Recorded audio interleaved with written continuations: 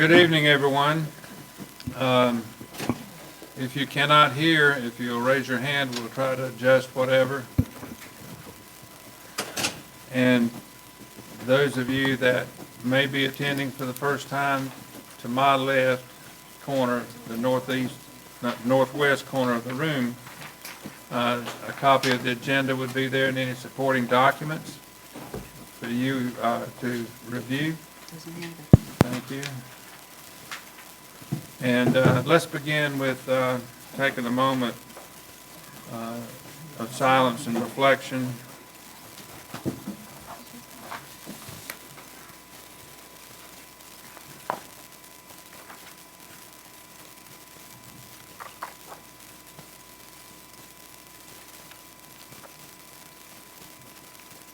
All right, thank you very much, and we'll officially call the meeting to order and say welcome to all of you, and we're glad that you are here this evening.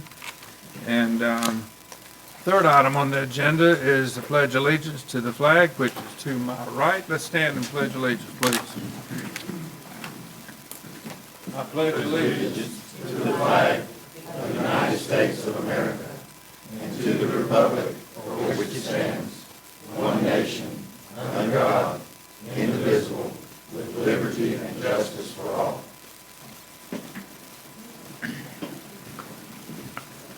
Item number 4 on the proposed agenda is a consideration of approving the agenda as presented. Is there a motion for approval? I would like to add, after public comments on agenda items, a update to the public on the LGC review of the financial package linked to the pier purchase. And where are you proposing to add that? Let's just do it after public comments on agenda items. It's just a brief update. So 6A. 6A.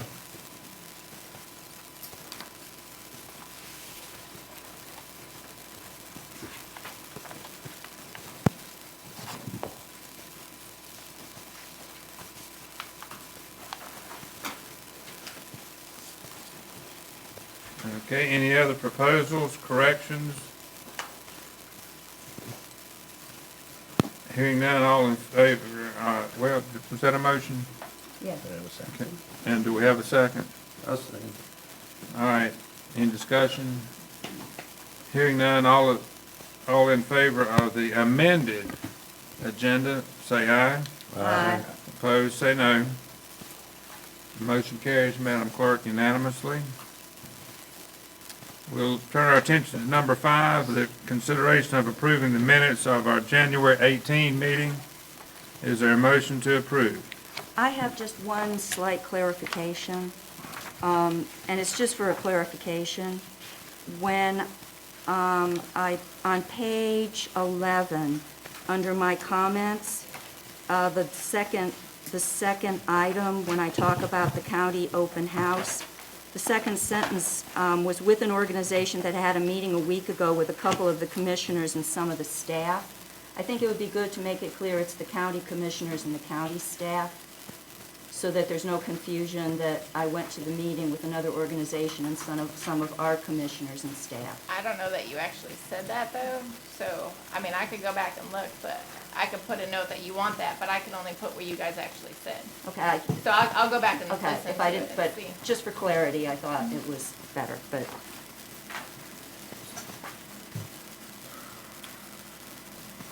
Otherwise, I'd like to make a motion to approve the minutes from the January 18th Board of Commissioners meeting, As presented. as presented. Is there a second?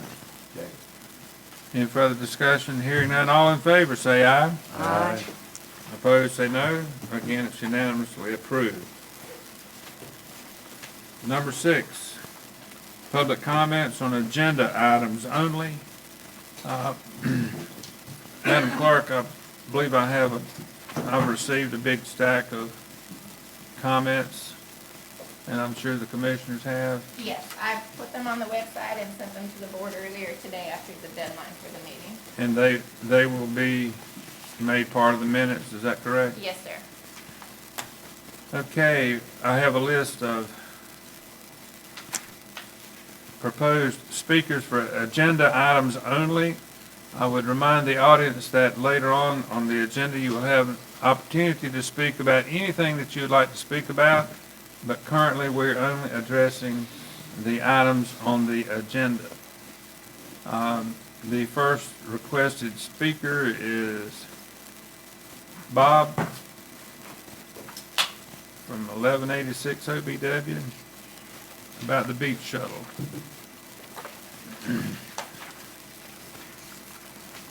I forgot to say, if you're a speaker, give us your name and address, please. Speak into the microphone so everyone can hear. Thank you. Okay. Excuse me. My name's Bob Bean, 1186 Ocean Boulevard.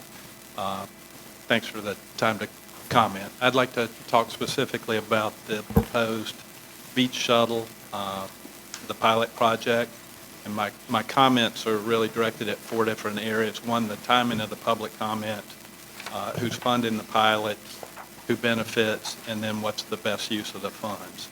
I think we have 3 minutes. Yes. So, okay, that's where I'm heading toward. Okay, my preference would have really been to hear the comments or the discussion about the shuttle project and then make some public comments before you guys voted. But since we're kind of geared toward comment now and potentially you guys could take action later in the meeting, I'll go with what I understand right now. Excuse me. These comments are based on me looking at the materials that were distributed and making my best guess about what's going on. So anyway, in the materials, it speaks to a 50% cost, or about $44,000, as being a local share. I couldn't find where it was clear on what that local share is. There were a couple asterisks. I'm assuming that's for Holden Beach's share. If it's not potentially Brunswick County, I'm not sure. But anyway, if it is for Holden Beach, my question's why. If any part of this is paid by Brunswick County, we all pay our fair share of Brunswick County. We're on par with other folks in the county, and I'd want to understand why we would decide to dip in and pay a second time. Probably more to the point, I'd ask, what are the benefits of having the transit project? I think most of the riders are probably, maybe even exclusively, will be folks that are not on the island, and not Holden Beach taxpayers, but folks wanting to visit. I guess the Holden Beach folks or residents could ride, but I'd say, why would that? None of the destination points, it's not like you're going to the airport or to a restaurant row. It's primarily to get onto the beach. To me, this is not something like maybe a potential additional boat ramp or something that would see universal use by folks on the island as well. I saw in the materials one argument might be that we would have a reduced or a reduction in traffic on the island or getting onto the island. My guess is we probably won't see a measurable reduction. I think we'll still see folks fill up the existing limited parking that we have, and then this may be spillover. It would certainly lead to additional folks being delivered to the beach. I would concede that. One thing that I might throw out there for consideration, if this is a trial and we're trying to reduce traffic, I might propose target Saturday, because at least that's my understanding when things back up over the bridge, and that's the worst day. Do the trial for that single day, and then have 1/7 of the operating cost for the trial, and then take a measure and see if we see that traffic reduction happen. And then as far as best use of funds, I'll throw this out there. I think clean bathrooms, garbage collection, maybe a way to rinse off or something at the locations that have the highest public access and public parking might be something as a better use of the $44,000. At least that's things that I hear about the residents and folks that are visiting. Thanks for the time. Thank you, sir. Ms. Compton?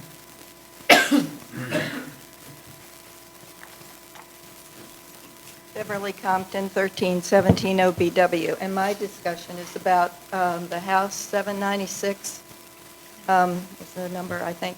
And this is something that actually came into HBPOA, and I just think it's worth reading, and maybe all of you have seen it and have read it, but I thought it would be interesting for others to hear it as well.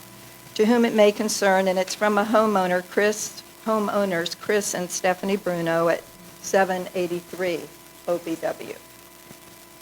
To whom it may concern, with all that you've recently proposed with regards to pier paid parking in 796 OBW, I suggest patience. The BOC should slow down, gather all the facts, develop options that are shared with the homeowners, get their input, and give it serious consideration. In time, the right and best decision will reveal itself, but acting too quickly tends to lead to poor decisions with no opportunity for reversal. I would like to comment, after reading the 5 current proposals for the property at 96 OBW. In my opinion, the best choice is to try and sell the property as is to another homeowner. It would be sold as is, not hiding the proximity to the pump house. In today's market, I'm positive someone is willing to take a property risk and buy it. The current market price would recover any purchase price and keep it as a private residence and not require any renovation by the town. If there is no sale within a specified time, I would move to option 2. My second choice is a new suggestion for the property. How about a satellite police station? It's halfway from the bridge to the west end, which would improve response time during the summer season. There's also vehicle access at the 800 block to get vehicles on the beach in an emergency. It could also be used to store the gators and equip, those are those little cars you run around in. We're not talking animals here. Yeah, I think. I'm pretty sure, anyway. And equipment mentioned in another proposal. My third choice is for the community center for private meeting space, education space, like the Turtle Talk, and general use by residents. This use is a relatively easy and cheap renovation with good use of the space. However, the proposal states this is the current number 1 choice unless the new pier property contains similar space. If the pier project is the deciding factor, then a decision on this property should wait until a final plan is in place for the pier. And the last paragraph says, I absolutely oppose use for 10 parking spaces and restrooms, shower facilities. The town paid $340,000 for the property. Add $25,000 in demolition of the house, and construction of a bathhouse for, say, $50,000. That's $43,000 per spot. Projected revenue from paid parking there is $12,000 per year. A break even of 36 years if all revenue goes directly to the payback the debt for the property. You don't have to be a business guru to know this is a terrible plan for 10 parking spaces that most are opposed to. An unmonitored bathhouse in a residential area is a terrible idea. Monitoring, cleaning, and maintenance are all additional expenses. Thank you for taking my comments under consideration. Thank you, ma'am. Okay?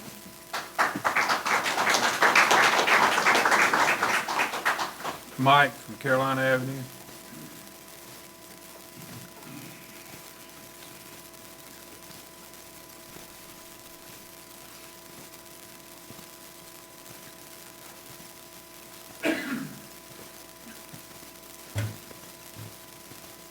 Smile. Mayor, distinguished members of the board, my name is Mike Felmley. I'm from 137 Caroline Avenue, and I've lived here as a resident for probably 12 years. My major concern today is that of parking. And not only parking, but you can throw the pier and all of that property into it. I've seen a lot of Easter egging, and what I haven't seen is a vision with a strategy to meet an end state. Put all this stuff together to keep Holden Beach the beach we want it to be. It's the military in me. You want to achieve something, paid parking. I think people would go along with paid parking if they knew what the end state was and knew how it was going to be done and what it would support. They'd probably support a lot more if it was marketed maybe a little better. But we have to have a vision. We come down the causeway, and you'll see the building going on, you'll see this type of building, that type of building, this guy going this way. There's no hominess to it like it used to be a long time ago. And I know we might not be able to get there, but we still have to have a vision with an end state of where we as a community want to go, and I don't see that happening. As a result, my recommendation would be to get a community planning consultant in here to talk with the mayor, work with the board, and try to develop some kind of strategy to keep us in this family beach paradigm. I don't think Auto Connect is the best way to go with parking and not associated with the pier. We're nickel and dime in this stuff. We call it the military Easter egging. And we're not going to get to a good end state if we continue on this road without a plan. I thank you very much. Thank you. Keith Smith.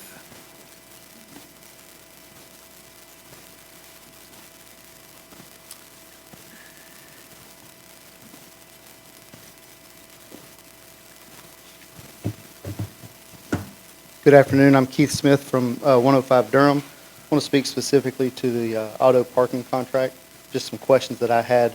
I ran out of time last time. So I went through the agreement, and a couple things that I wanted to note.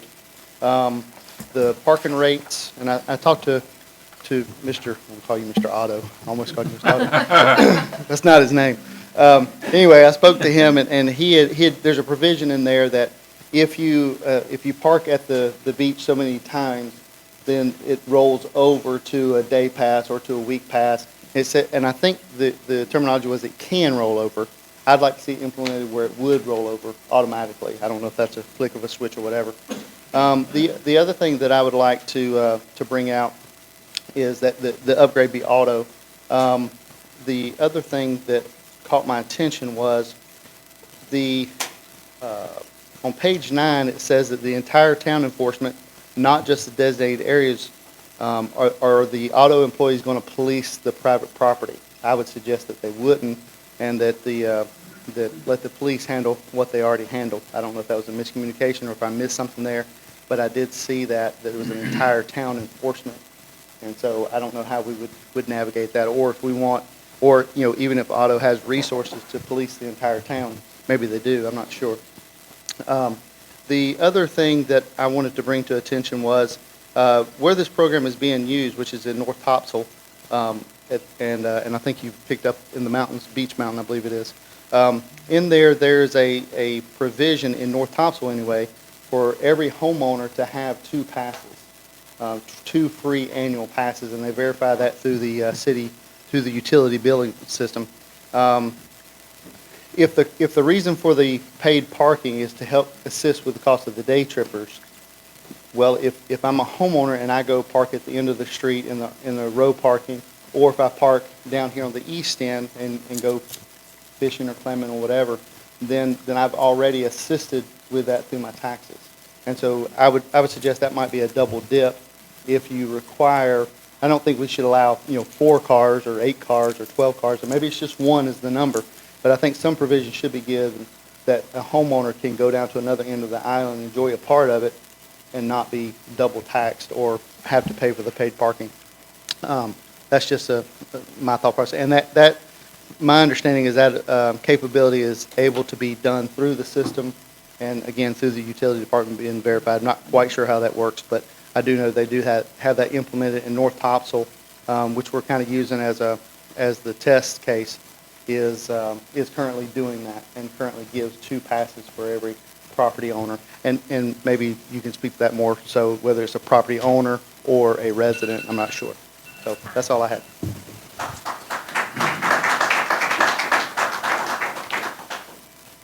Mr. Woods.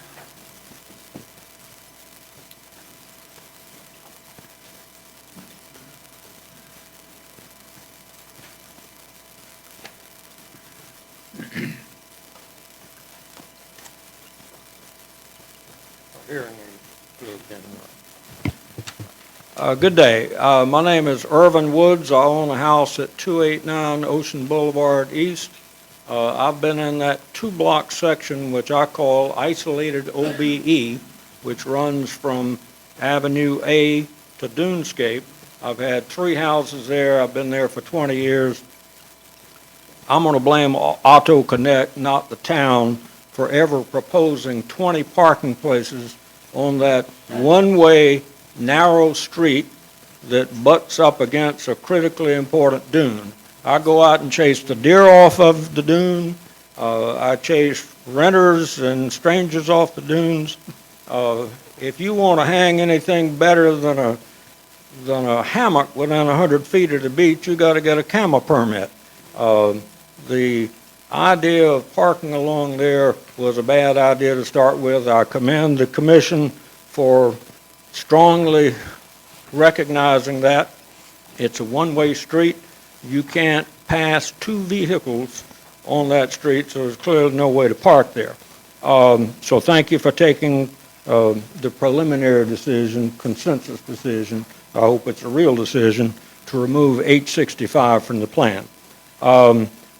Regarding the shuttle service, I think overall it is a great idea to bring people from across the bridge and deposit them down here rather than having additional cars. I'm opposed to to stop number 5, which is on the extreme east end of the beach, for one main reason. There are no retail businesses anywhere around there. If we're going to be bringing day trippers to the beach and encouraging them, making extra effort to accommodate them, we really ought to be putting them in places that have businesses that pay tax and part of the fabric here that might sell some snow cones, some hot dogs, some cold beer, some shrimp or whatever. That is the only of the 5 potential drop-off locations. My understanding is the only one that's nowhere near any retail, and that's the main reason I oppose it down there. I got no opinion, strong opinion one way or the other on the pier. I'm sure there are people that have a history of taking their grandchildren, the children, or maybe they fished there as a child. The character of the beach is important, whether it's renters that come back to my house every year or whether it's people that have enjoyed the pier. It's a long way from where I live. I've never been on the pier, but I appreciate the efforts y'all make to try to come to consensus and do the right thing for the town. And I won't be here for the later part because I got to be on a Zoom call in Virginia, but thank you for the beach renourishment and the East End. Thank you, Mr. Wood. James Bauer.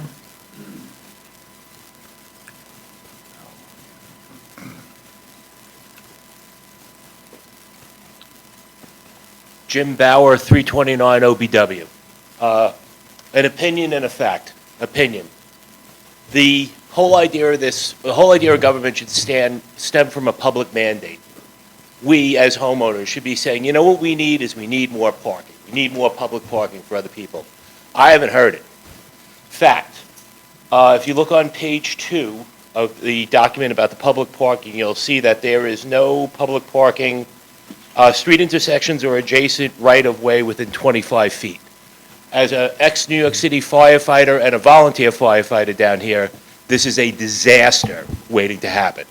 The apparatus that Tri-Beach Fire has, in no way, shape, or form is going to be able to make a swing onto most of the lesser streets, the secondary streets.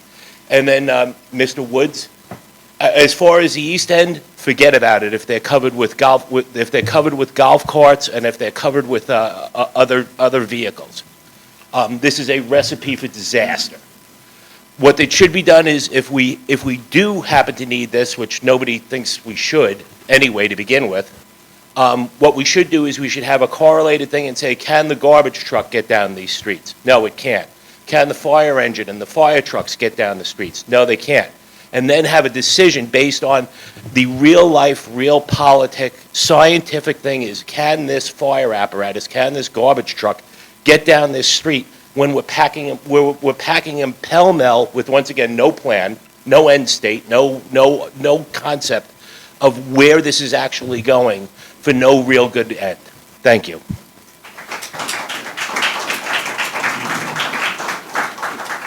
Mr. Rogers?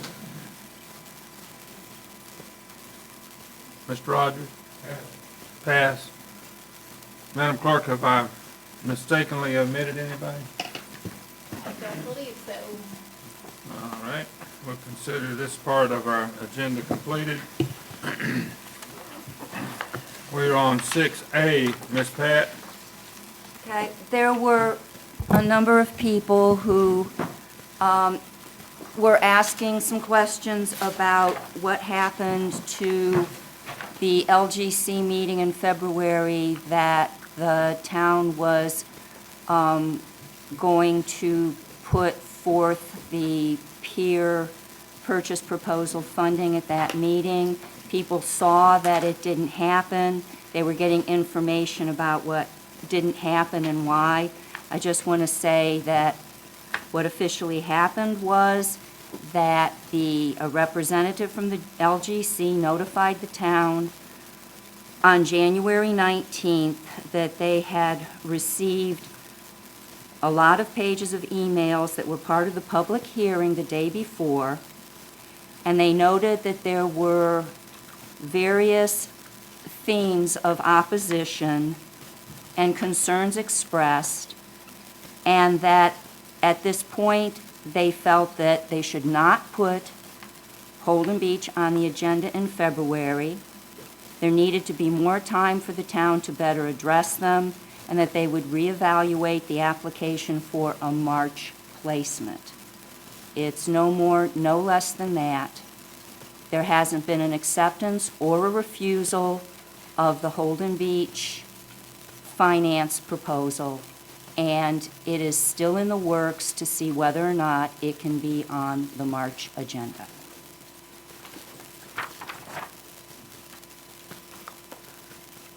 Anyone else want to speak to that?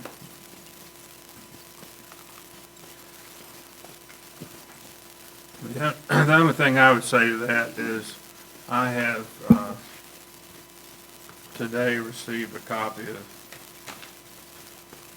information and signatures that have been sent to Joe Futina, and supposedly there's right at 700 signatures of support for the purchase of the pier.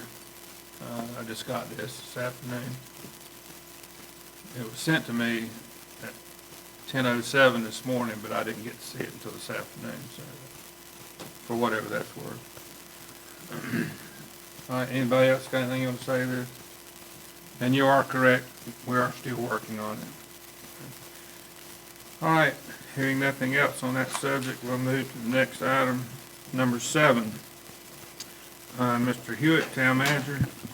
Yes, sir. David Hewitt, Holden Beach Town Manager, regarding the beach shuttle proposal.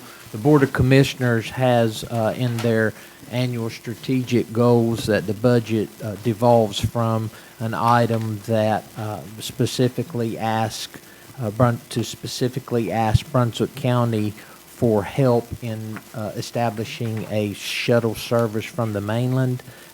Brunswick Transit Service is here tonight to share a proposal to do so, to provide a shuttle service from the mainland to the island during the summertime as a pilot project. We've been working with the Grand Strand Area Transportation study out of Georgetown and Myrtle Beach for many months in order to investigate the potential for this service. In the town's land use plan 2019, it states that the town supports efforts to reduce traffic congestion on the island and along road corridors leading to the bridge.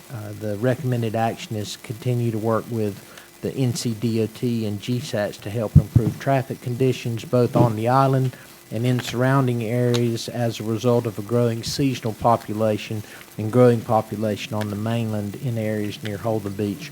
While this specific service is not specifically listed in the LUP, staff does believe there's a correlation between it and the objective. Yvonne Hatcher, the general manager for Brunswick Transit Service, could not be here tonight due to a family emergency, but Gene Atkinson, the marketing and mobility coordinator for Brunswick Transit Service, is here to share the presentation with the board. Welcome. Thank you. I am Jean Atkinson. I am with Brunswick Transit System. We are a nonprofit community transportation system. Let me make sure this is we provide non-emergency transportation for the general public through our Dial-A-Ride program.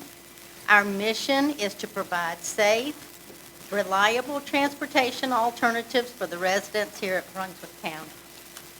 We are not supported by the county. We are supported by GSATs and by FTA. Brunswick County is currently the fastest growing county in the state. The local population has doubled in the past several years. Plus, increased tourism has put a burden on the parking and vehicle overcrowding of the local island. BTS appreciates the need to increase mobility, provide passengers with more transportation options, and better serve our communities. The Beach Shuttle is designed to help eliminate vehicle overcrowding, support bicycle and pedestrian access to jobs, services, and recreation on the island. This proposal will provide residents and visitors the opportunity to access the island during the shuttle service and convenient park and ride location. We are proposing using the existing vehicles that we already have in the fleet and purchasing wraps to go on them with the fun beachy feel to them. So we would be, wrapping 2 vehicles, putting bike racks on them, and using and having signs for the designated areas. BTS will provide services to the fixed route at a fully allocated rate of $52.60 an hour.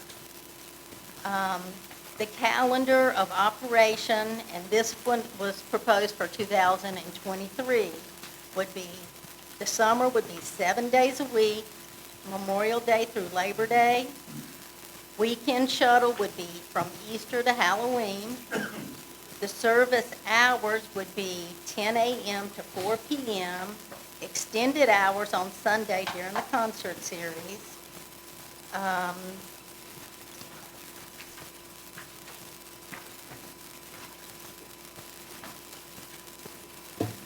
The shuttle stops, and they could be changed, but shuttle stops are, the county has a parking area over on Holden Beach Road, right on the other side of the gas station, the mobile gas station.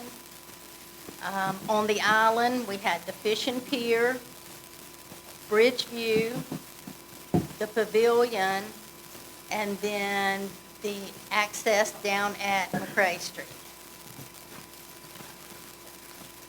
The shuttle stops, the shuttle will run on an hourly headway, and the start time would be 10 a.m. to 4 p.m. And then there is the basic map for the shuttle route. And that is it. Does anybody have any questions? I have a few. Okay. How many passengers does one of your vehicles hold? We have a 15-passenger with wheelchair accessibility, and we have 24 passengers. So what happens if you show up and there are more people? You come to the parking area and there's more people there waiting than you have capacity for. They have to wait for another hour? Now, that's going to have to be decided upon. We will have 2 vehicles ready, so we would have another one sitting out here. The fire department has said that we could use their parking spaces to have the shuttle sitting there. So we would have a second vehicle if we found that we needed it. Because, I mean, if everybody wants to wait until 4 o'clock to come back, and you've brought a lot of people onto the beach, how are you going to get them all off at 4 o'clock? I mean, even with 2 vehicles, you have less than 50-person capacity. So, I mean, this would be, I mean, this is a good concept. It's a good concept, but I don't think it has been thought out for all the eventualities, and some of them are the time-critical things. What happens if the weather turns, and we all know it can happen, and everybody wants to leave at once? And it's difficult to see how to get the people off the island quickly. And, you know, Saturday's one of our busiest days, and what I keep thinking is, I know how the bridge and the causeway and Holden Beach Road back up to the point that you can't get onto it. How do you run a shuttle on Saturday getting onto the island when definitely from 10 to noon, there's a lot of people coming over to get on the beach, and then from 1:30, 2 o'clock until that 4 o'clock, 5 o'clock, it's the renters coming on. It's difficult for me to envision how Saturday works.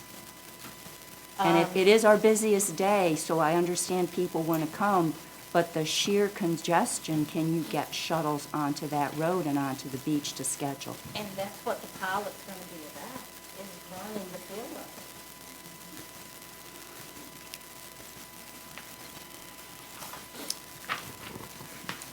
I know, because I listened to their meeting, that Ocean Isle had some of these same concerns.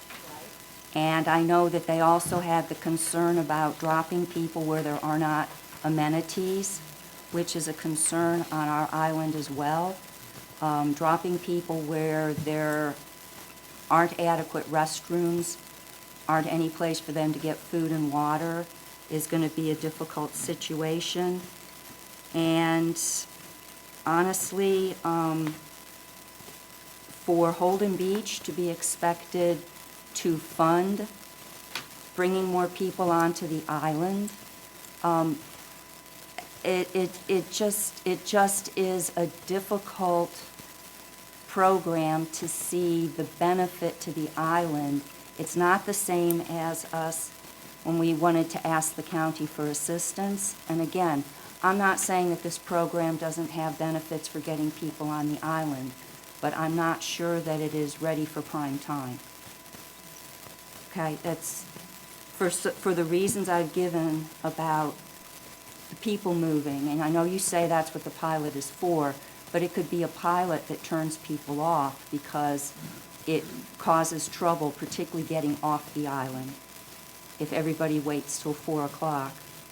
And that Saturday problem, to me, is a very big problem. I have a question. The parking lot? Yes. You said the county, that's, in my understanding, that's not currently a parking lot right now, right? Right. So is the county developing that parking lot? No, if Holden Beach wanted it developed anymore, then we would have to look into it. Right now, it's just clear. I mean, it could be easily made, the parking lot. It's already flat, you know. So if this program was to take place, this parking lot, that technically is not a parking lot yet, correct? So where would they park for you to shuttle? Well, it's already a nice level entryway, you know. Do you know where it is? You know where we're talking about? It's the, isn't it the wooded place with the gate? Yeah. So they're not using it for anything right now, right?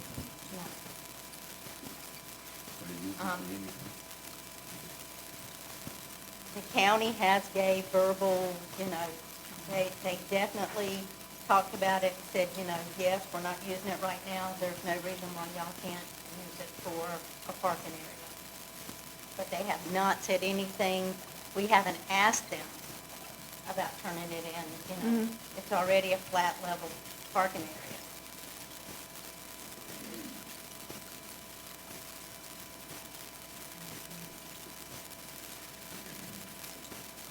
Any more questions or comments? I have a question about the funding. I know that was a question that came up during the public comment. Just so I have the total program cost here, the funding request is $87,000. The total local share is 43. Is the county's, is the 43 what would you'd be looking at coming from Holden Beach, or is the 43 divided equally between the county and Holden Beach, and the 80 and the other 40-some thousand, is that federal money? That would come from Holden Beach. The 43 county, is yes, the... the county is not, you know, they said that they would allow us to use that land to park, but they are not offering any funding. The other funding, our part is GSATs and FTA. Oh, I was under the impression that the county would be making the contribution. No, Okay. no. Is that something that we could approach the county to become part of it? Yes. Yes, they would be approached. I guarantee you.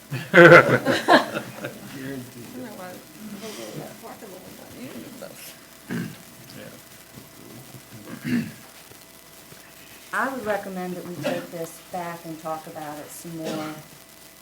That today there's just not enough forward information for us to make a commitment. Oh, yeah. No doubt. I think we all agree with that. But we greatly appreciate your being here. Thank you very much. And hopefully we can work something out.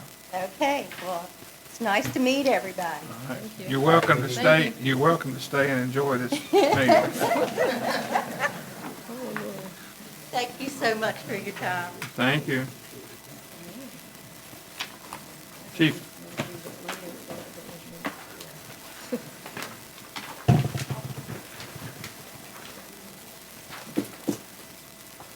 Again, thank you, sir, for you and your department and all you do.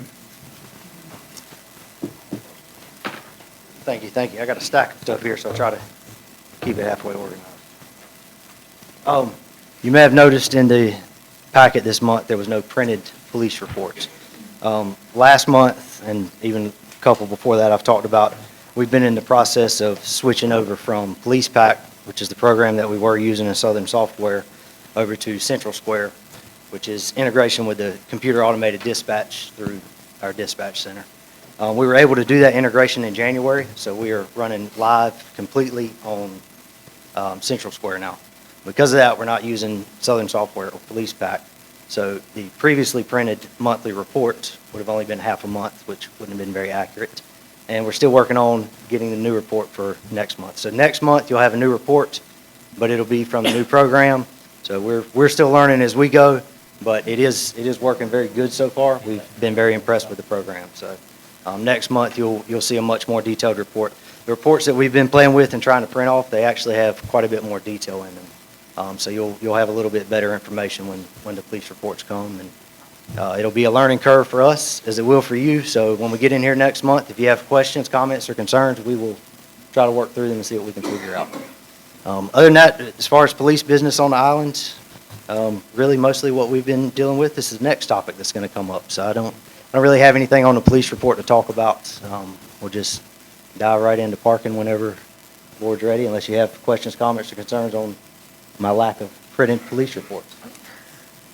I would just like to thank you, Jeremy, for addressing contractor parking across the sidewalk in a couple instances. Once you address it with them, they do become very good about leaving the sidewalk open. Yes, and I'll speak on that.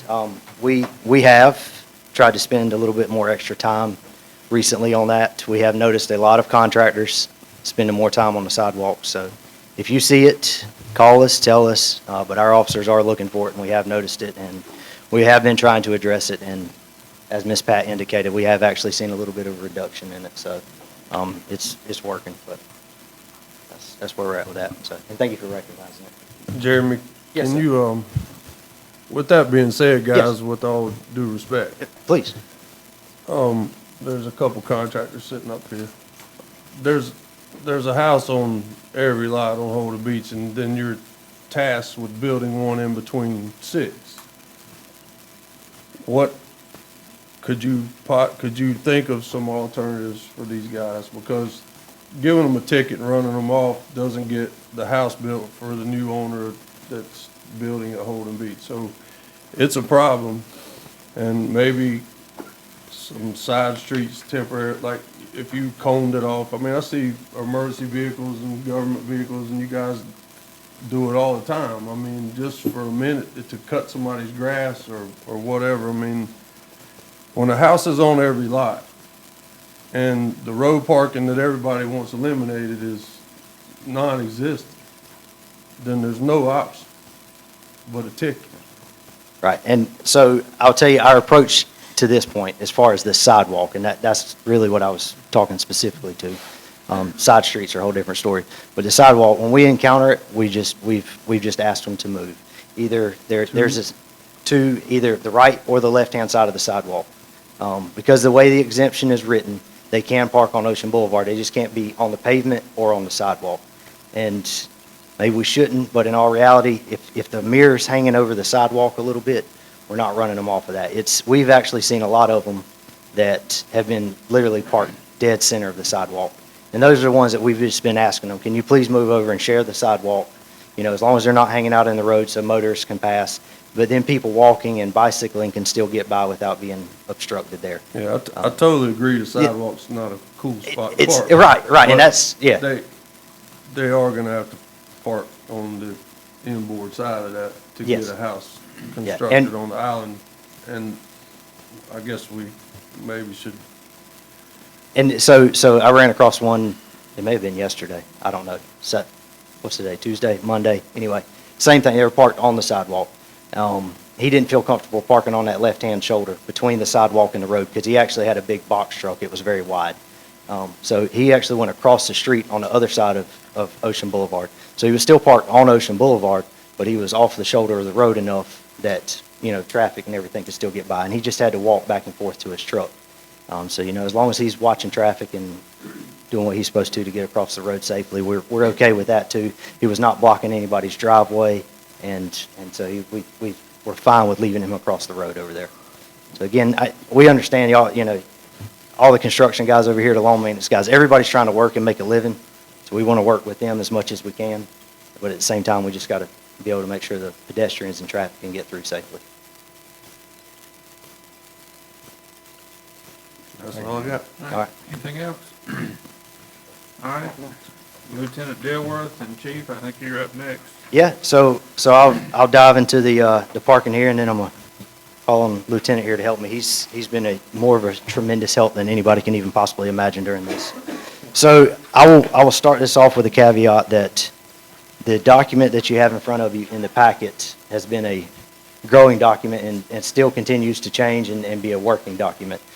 But since this is what was presented to the board, and it's what the public has seen and everything that has been put out, we can work off of this document. With that said, I do have a document that has some modifications that have been done to it since this has been put out. I'll leave this up to the board. I don't know if that's something I can give you at this time or not, or what the rules on that are. We can talk from here. The board to help me help you. Well, the public doesn't have it, because I don't That's- have it, so I mean, that's, usually, if anything's provided after a meeting, I Okay. put it out to the public before we do the meeting, so if the board would want to consider that while you're talking about it, I haven't put it out. Brian and I have been the people working, I think, with Jeremy and Frank the most.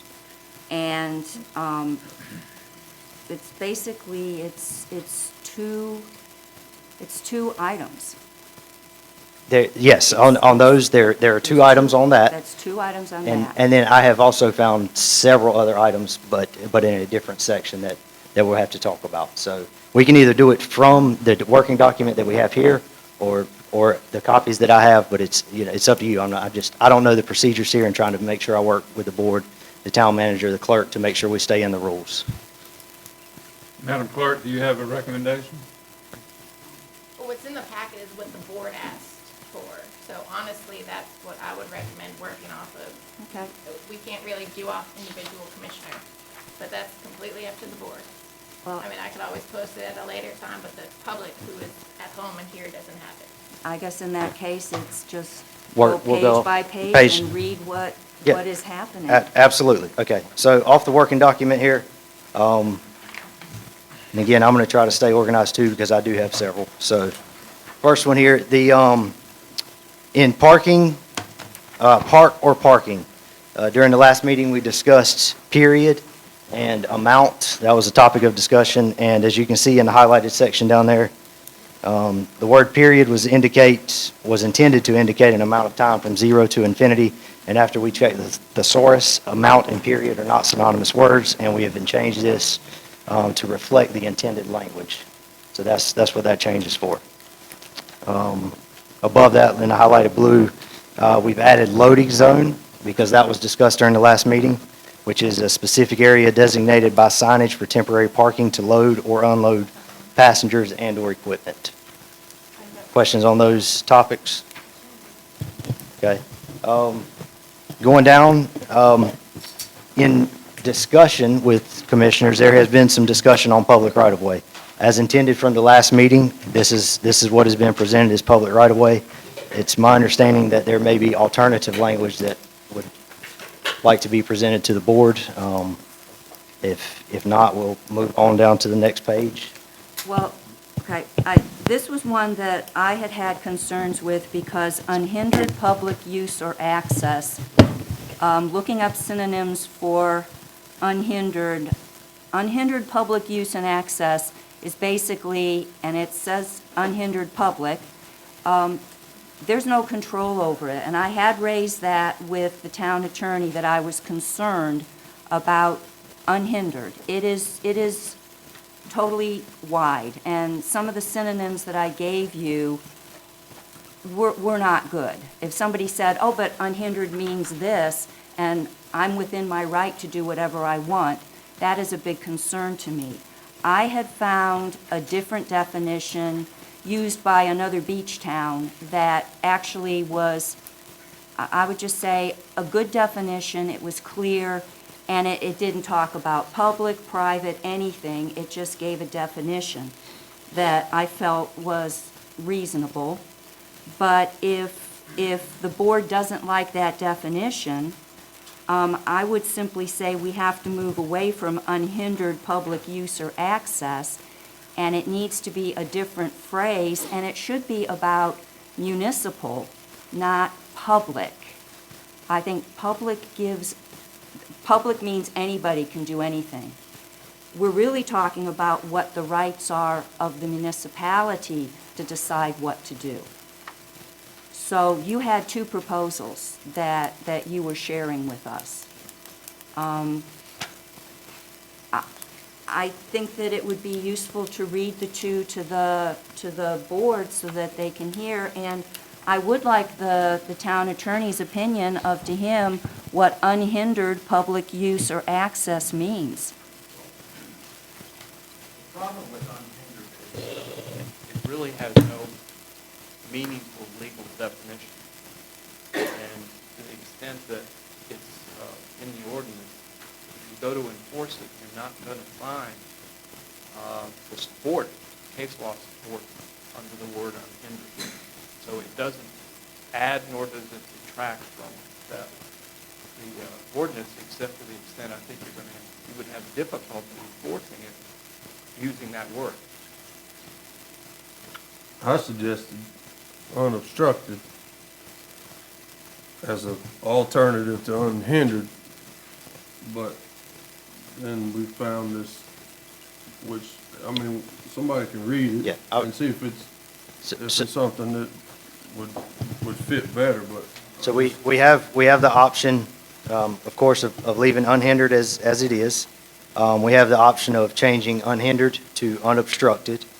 And then there's also been the thought or idea, Curry Beach uses a definition of public right-of-way that reads as such. And I'm sorry, my paper's a little hard to read here, so you have to bear with me. It's a, let me get it right light. Get one of the other ones behind you. Okay. See, that's why I keep him around. Much easier to read. Okay, so Curry Beach uses this definition, and it's a strip of land acquired for or dedicated to public transportation purposes over which is constructed a street or highway, and which includes areas adjacent thereto which may be used for, without limitation, sidewalks, planting strips, traffic circles, utilities, and/or medians. And it just kind of defines that it's what the right-of-way is designed for, transportation, and it includes the areas adjacent thereto, which, without limitation, which includes sidewalks, planting strip, traffic circles, utilities, and/or medians. So that was one definition that Curry Beach uses. Again, it's up to the board how y'all want to discuss that. Seems to be a better description of what the right-of-way would be, but should we, again, have the municipal right-of-way be? That one doesn't cause me the same angst because it isn't giving the public any right to do anything. You agree with me, Richard? Okay. Are you comfortable with that definition?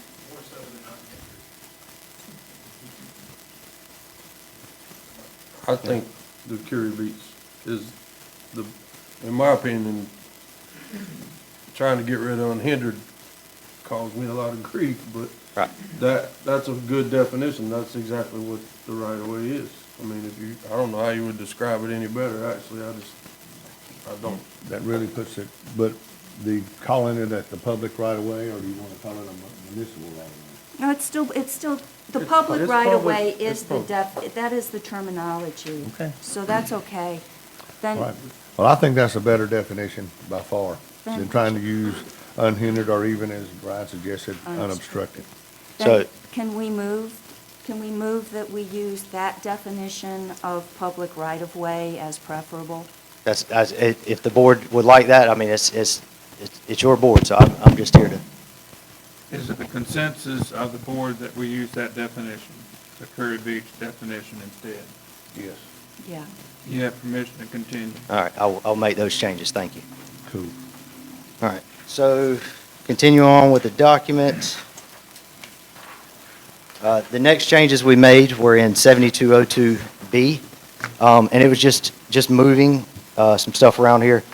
So in B, it actually had the adjacent right-of-ways listed up there. And after we got to reading, it actually kind of made it mutually exclusive, and it needed to be down in the next section. So that's where that was moved down. That's the purpose of that move.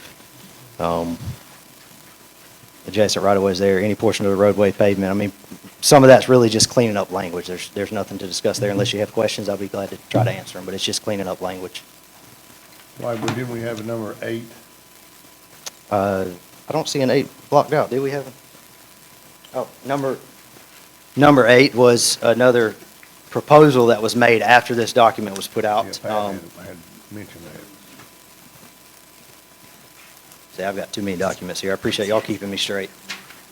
So number 8 was another proposal that came out afterwards. During the last meeting, we discussed heavily the 2 to 5. And I still stand behind the police department does not utilize the 2 to 5 greatly, but if it's the desire of the board to add the 2 to 5 back in there, which has come up numerous times, then I would ask for it to be done with a caveat. And it was proposed that 2 to 5, no parking from 2 a.m. to 5 a.m. in all municipal authorized parking areas except in the wildlife boat ramp and those areas adjacent to Jordan Boulevard. So basically, if you're going fishing at the wildlife ramp, or if you're down here at Jordan Boulevard fishing off the gazebo or anything like that, then you don't get a ticket. And if you go to Mermaids over here and have you a couple drinks and we need you to leave your car there so you're not driving home, then you're not getting a ticket. And it leaves some of those areas open, but then it still closes off, all the side streets and everywhere else that would be parking. So that would be our ask back for the 2 to 5 thing that was introduced, and that's kind of where we're at with that. And I appreciate that, because the comments I was getting from people were frequently people near parks or parking lots that were remote from the more central area. And I think that that compromise will give those people a sense of comfort and safety. I think it gives the people that have a legitimate reason to be in those parking areas Permission. the freedom from getting a citation at that point. Jeremy, I think you addressed that well. Is that good with you, Pat? I'm fine with that. Mhm. We talked it to death, and it's by talking to these two, and it's an area that's easily patrolled. It's right beside the police department. You're very visual. If we have any problems with the 2 to 5, there's a lot of concern about other houses that don't have anywhere for the cars to park that's gonna use them. And that's just a frank comment. It's not gonna be that for any other reason other than they won't fit in that driveway over there, so they're gonna park on Jordan Boulevard and know they can leave those cars overnight. And I don't want that to be abused, but I think it's a good compromise. I just want to throw that out there as one reason why we considered doing away with it altogether, because, again, against your recommendation of nixing it, I've decided it's probably best to put it back in there and have some control over it. But the fishing, absolutely, those guys get there early. I don't know if anybody in here fishes, but we leave that boat ramp at 3 or 4 o'clock in the morning all the time. So I appreciate you doing that for those people, and I hope it works out like we think it will. So I appreciate that. Can I ask a question? Yes. I'm trying to follow along. Yes. Rick said it was item 8. B8. It is not, and again, it is not in this working document. It's a suggested. No wonder I can't find it. Okay. Yes, it is not in this working document, and that's, so if it were to be added, it would be under 7202B8 is where that would be added if the board would want it there. And again, I know nobody's seen this document, so, or has it. Can we agree that this is a good addition to this document? It brings our residents basically what they want, and it still leaves the ability for the boaters and, as you say, people who might need to leave their car overnight for party reasons, personal reasons of having a good time. It gives them an option. For public safety. Public safety. Because I would move that we include this in the ordinance. With the mention of the exceptions you Yes, said. yes. So I that, think you probably need to read it straight out. Okay. We don't all have it. That's- I know you no. just read it, but the motion's gonna have to be exactly what it is. that's And- fine, that's and- perfectly and- understandable. And I'd just like to add that I don't know if the board would contemplate adopting any changes to this ordinance, but I'd certainly recommend that you tap the brakes on any consideration until that document is reduced to writing so that it can have wider dissemination, regardless if it's consensus of the board. We have to put do it that in. according to our We have rules to of do that. procedure. We have to do that. If I may bring this back to order, what you're working on is a document to be considered and formally adopted after the review by council and properly submitted to the board for approval, rather than this hodgepodge pick and discuss stuff. It's just gonna get you in trouble. So I would ask you, madam, to make if you want to make a motion, to make the motion to put that in the working document and not in the formal document of the change. Does that make sense? Yes, I understand. Okay. I move that that B8, as Jeremy will read, be added to the working document that will come for board approval at a subsequent session. Very good. Is there a second? Second. Okay. All in favor, say aye. Aye. Opposed, say. Okay. So, All right, all in favor, say aye. Aye. Opposed, say no. Heather, you have all the wording on that? He's gotta read it. He could read it once and I'll definitely get a copy from Jerry. Okay. so it's 7202, section B, subsection 8 would read as follows. From 2 a.m. to 5 a.m. in a public authorized parking area, except in the wildlife, I'm reading it wrong, in all public authorized, Start again. yes, let me try this again. From 2 a.m. to 5 a.m. in all public authorized parking areas, except in the wildlife boat ramp and those at or adjacent to Jordan Boulevard. You commissioners all good with that, right? Okay. We voted on it already. All right, continue, sir. All right. So, next page, we got down to D9 and added a section there. You missed D2. Did I miss one? Page 4, D2. Oh, I did. I skipped right over it. It's actually page 3, D2, yes. And we changed, this goes to private contractors, maintenance service vehicles while performing legitimate services. It used to say on, and after discussion last time, we talked about changing it to at a specific location. And that's receiving services, because how do you define what the specific permitted location was for, cutting grass doesn't have a permit, so it's at a specific location receiving services. That was discussed during the last meeting, and that language just reviews that change. Good. And then continuing on to the next page, section 9 there, talks about parking and authorized, parking is authorized without a permit on street right-of-ways in accordance with the following. And of course, that goes back to 7202 B and C. This is where you get into between 5 a.m. and 9 a.m., April 1st through October 31st, and any time between November 1st and March 31st. So what this says is after 5 p.m. and before 9 a.m., you can park without having to pay for a permit. And between November 1st and March 31st, you can park without having to pay for a permit. So this says you can still park there, you just don't have to have a permit, is what all of this is.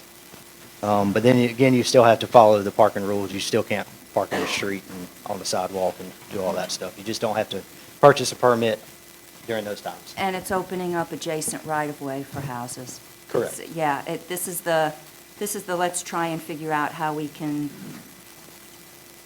constrain right-of-way parking in the next year as our residents want. But, this is a sort of a compromise for this year to get us through so that we can figure out how to do it right.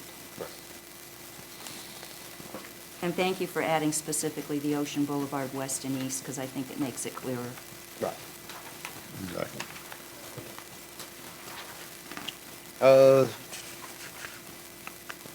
Go down 7203D or A to D. Annual permits is where we're at. 7203 annual permits. You've got an annual rate which covers 1 or 2 weeks. Vehicles, 1 or 2 vehicles. And that was discussed last time about the option for doing a 1 vehicle permit. So that indicates that change.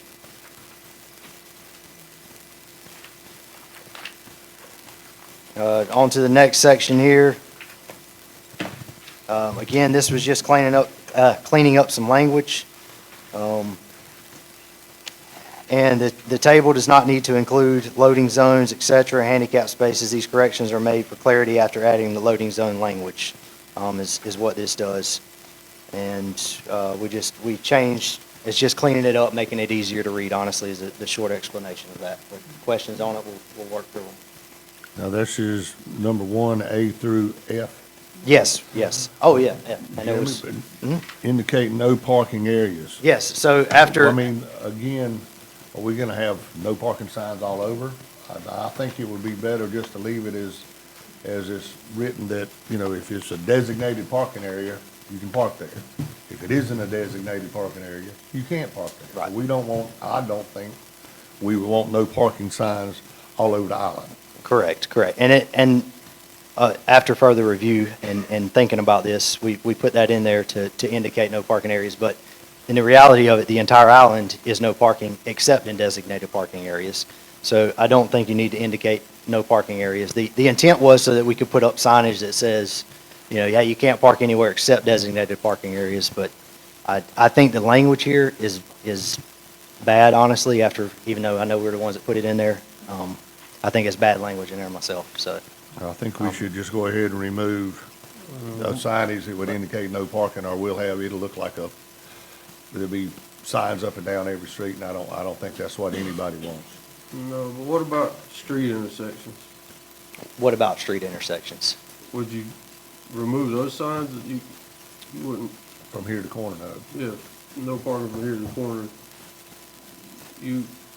No, and I agree. You probably don't need to remove those signs, which is, If hey, well, we take those out, yeah, they're going to gum up the intersections, which is going to create the problems like we were talking about with the fire trucks there that just came Well, up. that's existing. But the way I read this, it doesn't mean you have to stick no parking all over the place. It gives you the ability to do it. It gives you the ability to do it as it's necessary. Right. So. Yeah. I don't have a problem with it being in there. I Okay. don't think it's saying our intent is to mark every place no parking. I think, again, it just gives you the ability to do it at your discretion where it's necessary. Yeah, we don't think we need to take that out. Well, that was my only concern is putting one every 100 feet down the road. That would be ridiculous. Okay.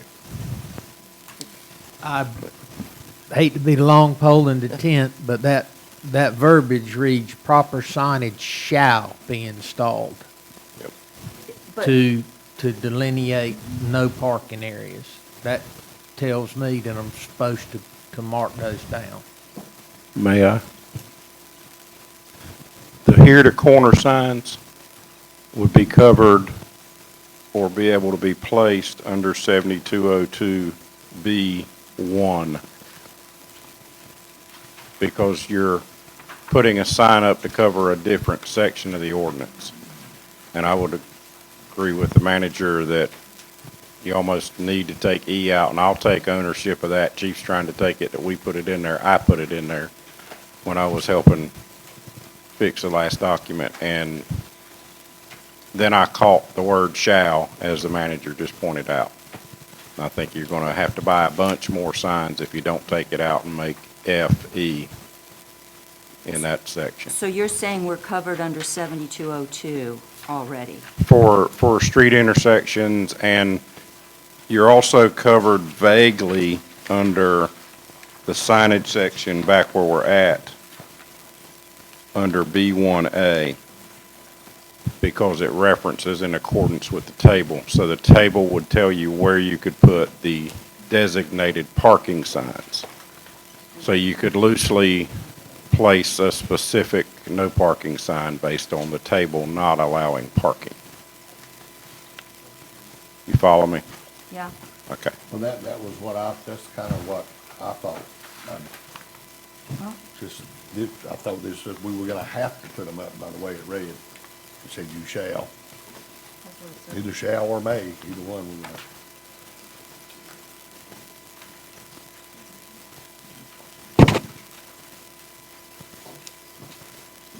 I think we have both of our police officers suggesting we should take it out because it's a shall. And that's where Am I correct? Yeah, here's the practicality of it I see, and maybe I'm overthinking it. We issue somebody a ticket for a no parking zone, and then they come back and say it wasn't marked as a no parking zone, and it says right here, you shall indicate it as a no parking zone. But then again, on the flip side, and I'm trying to think about reality, everything is indicated as a no parking zone because the way this ordinance is written is you cannot park anywhere unless we specifically say you can park there. So I see both sides of it. This is the board's document. Jeremy, I think that covers, once the sign is up, then the sign itself indicates that the law does not allow parking there. Whereas if leave shall in, that can be used against you as well when you try to make that area no parking. You don't have a sign up there. So I think may is a little more workable than shall.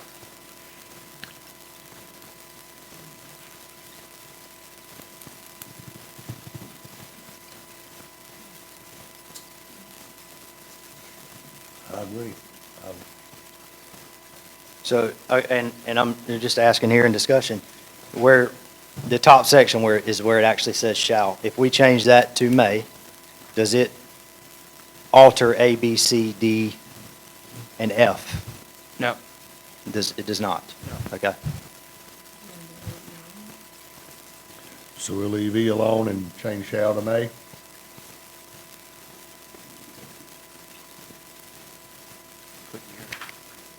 So in other words, we should leave the E in there, since it indicates no parking areas where it says proper signage may be installed, not where it shall be. That's what I would do.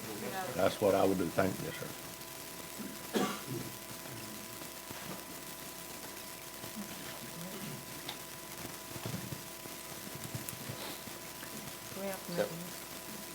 Are commissioners in agreement with that? Yes. Yes. Yes.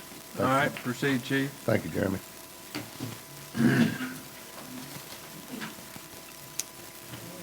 Let's see here. All right, rolling on down. Section 2, or excuse me, D, we added at the end here, unless otherwise exempted in 7202. And this change is needed to properly allow the exemptions listed in 7202. So it's just, again, cleaning up the language on that. Of course, table inserted here, which we'll go over in just a minute.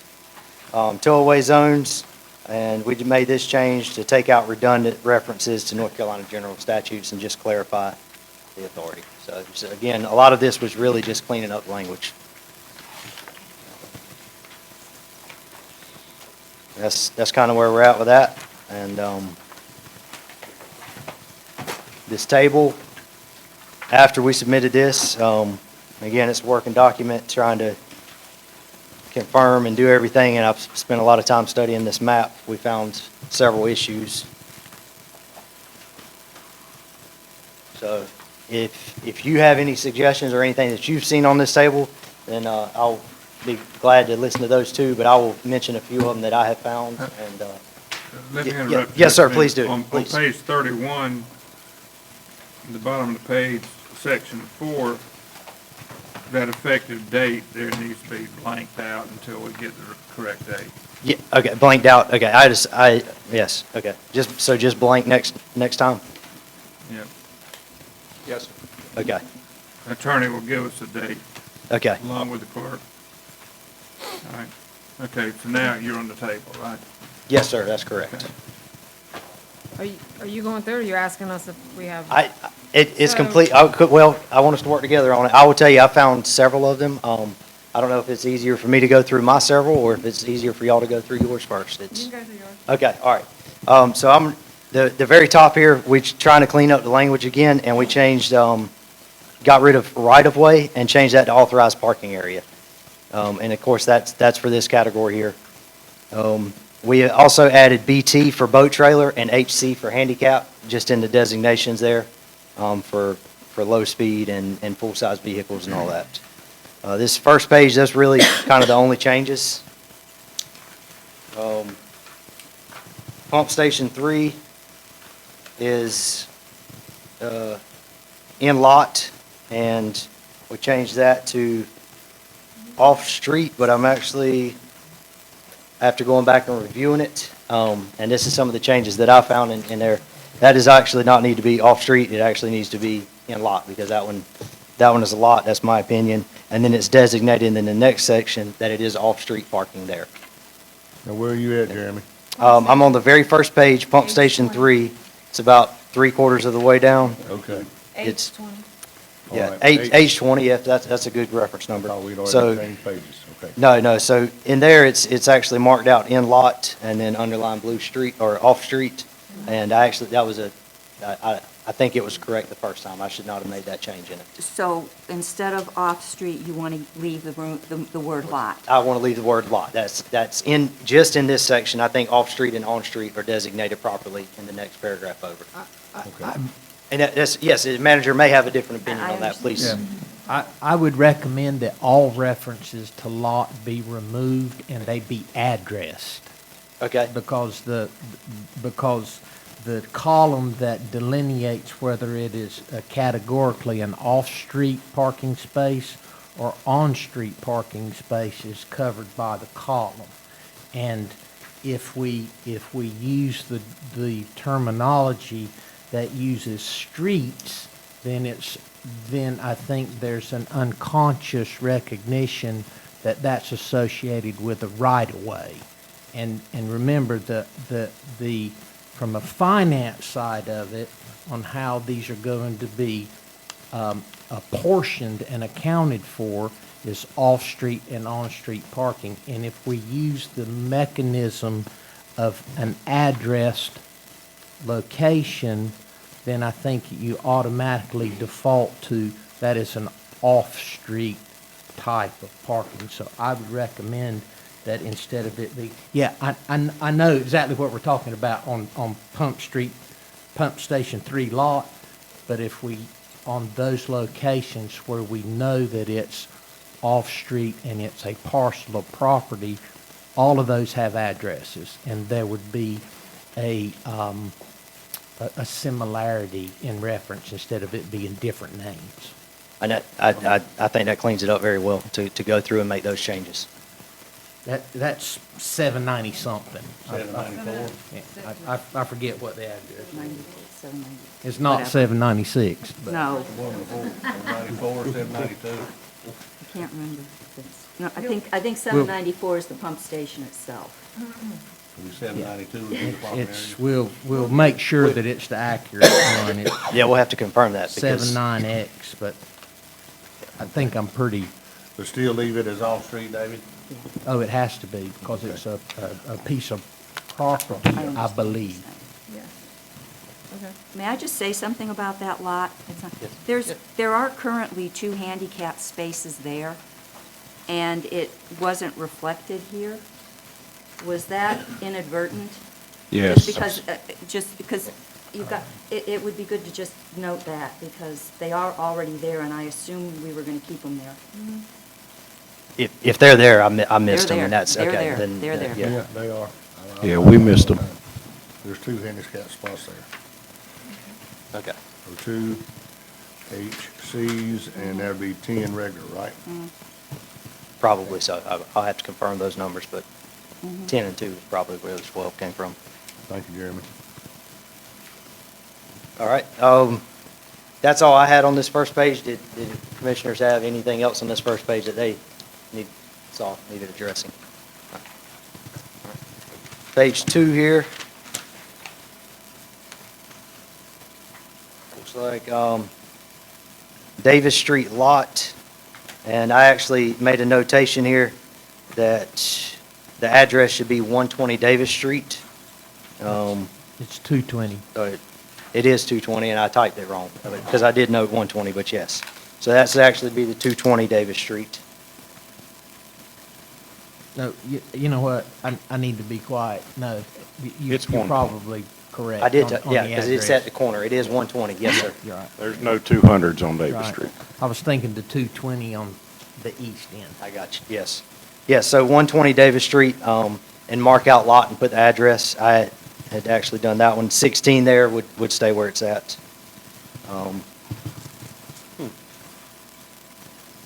The next one down, this H44 and H41, after much discussion and trying to review this, we talked about combining these two. And again, I'll try to explain this to the board.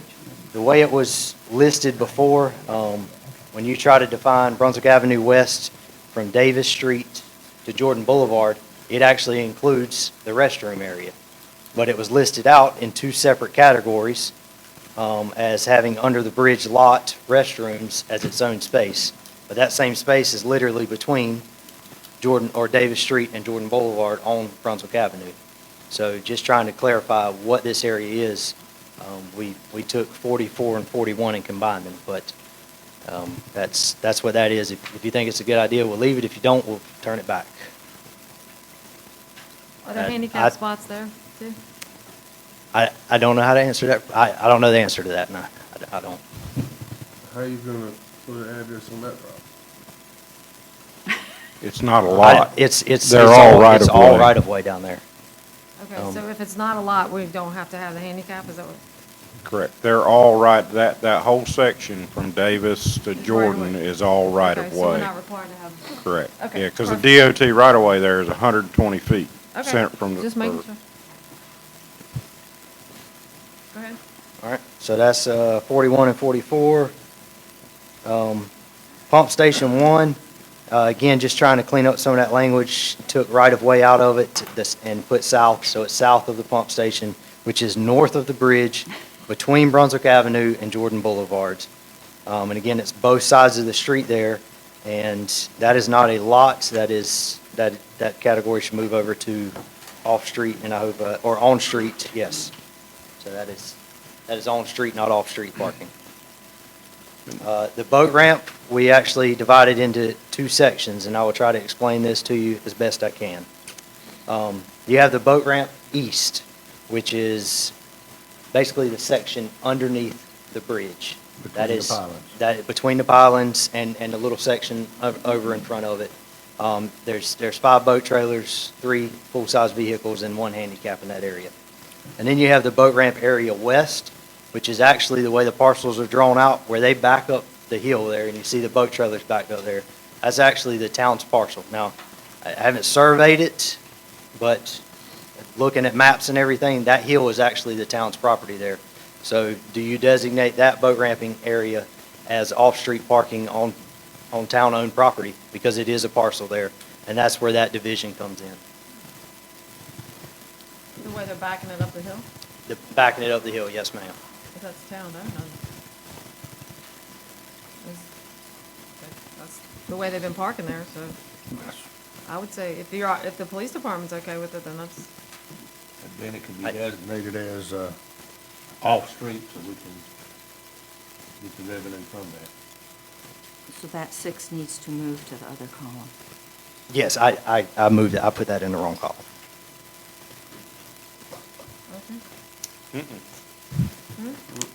No, those 6 are off-street. They're in off-street already. Yeah.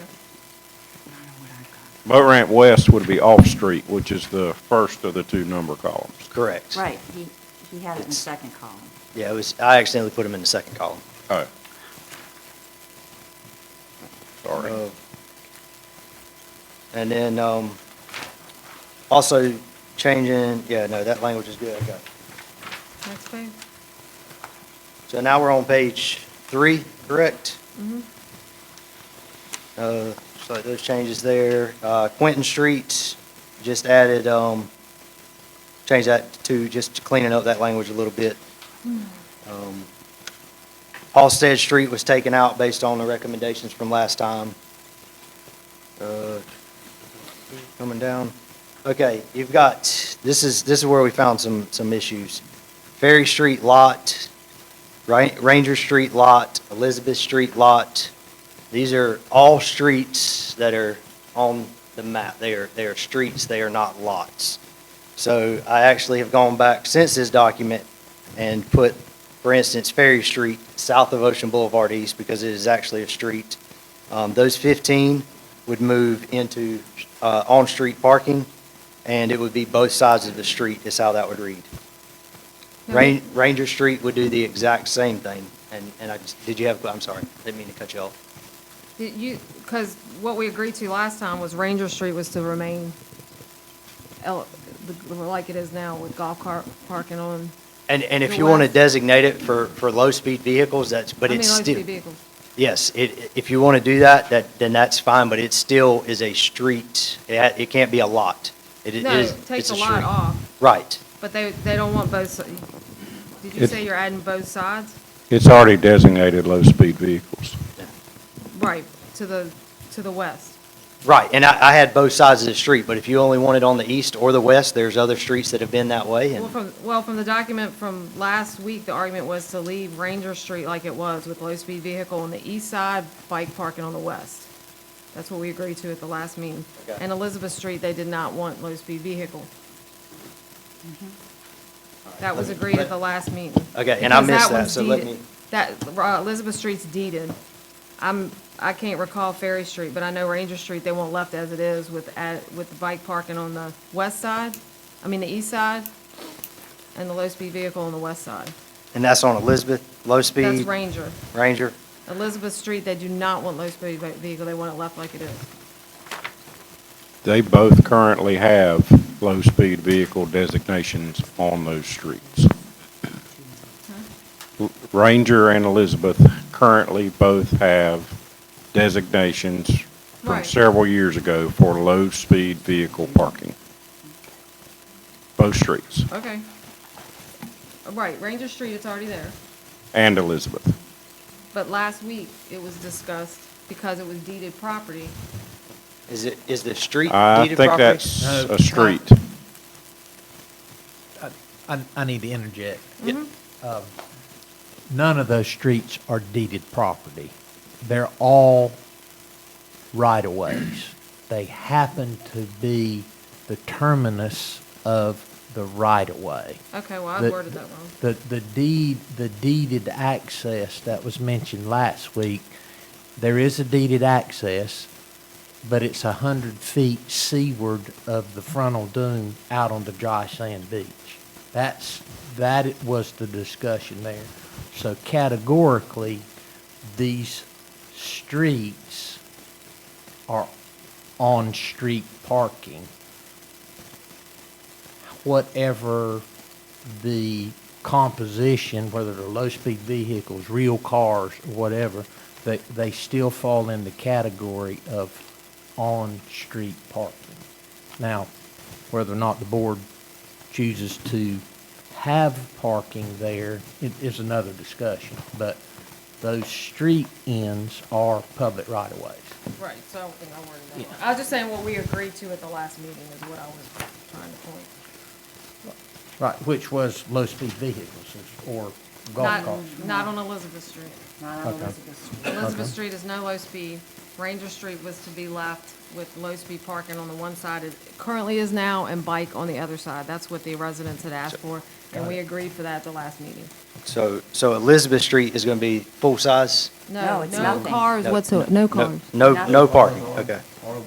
Nothing. That's what the residents requested that, we agreed to at the last meeting. Okay, and that's fine, I'm just, so, and then, I'm gonna say something on that one. I didn't know until just a little bit ago that we're talking about public street right-of-ways now.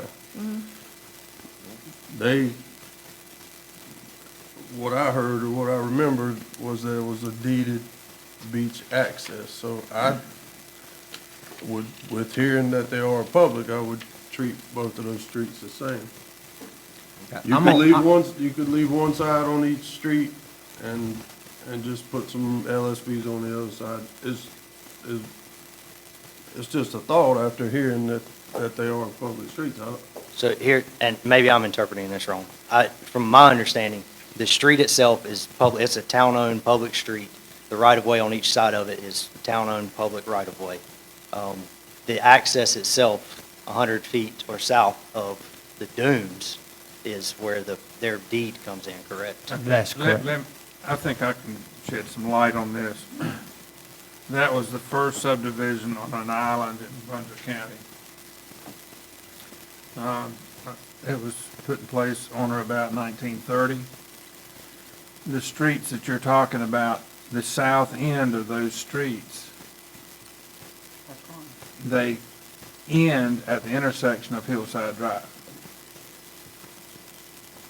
South of that intersection, 50 feet, is the southern right-of-way line for Hillside Drive. The dune that runs parallel to the beach mostly is located in the 50-foot right-of-way of Hillside Drive. the access that the town built from the south end of the street going oceanward, that boardwalk crosses over the right-of-way of Hillside Drive.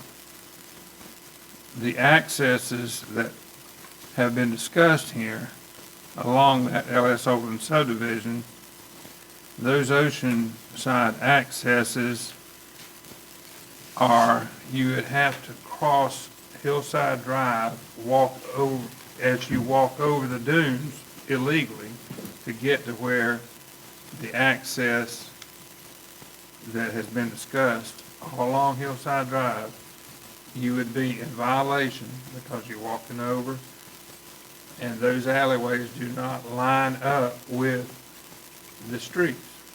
Does that make any sense? Yes. And that's just history documents that, if you look at it, that's just the way it is. So the access boardwalks that the town has created is on the Hillside Drive right-of-way.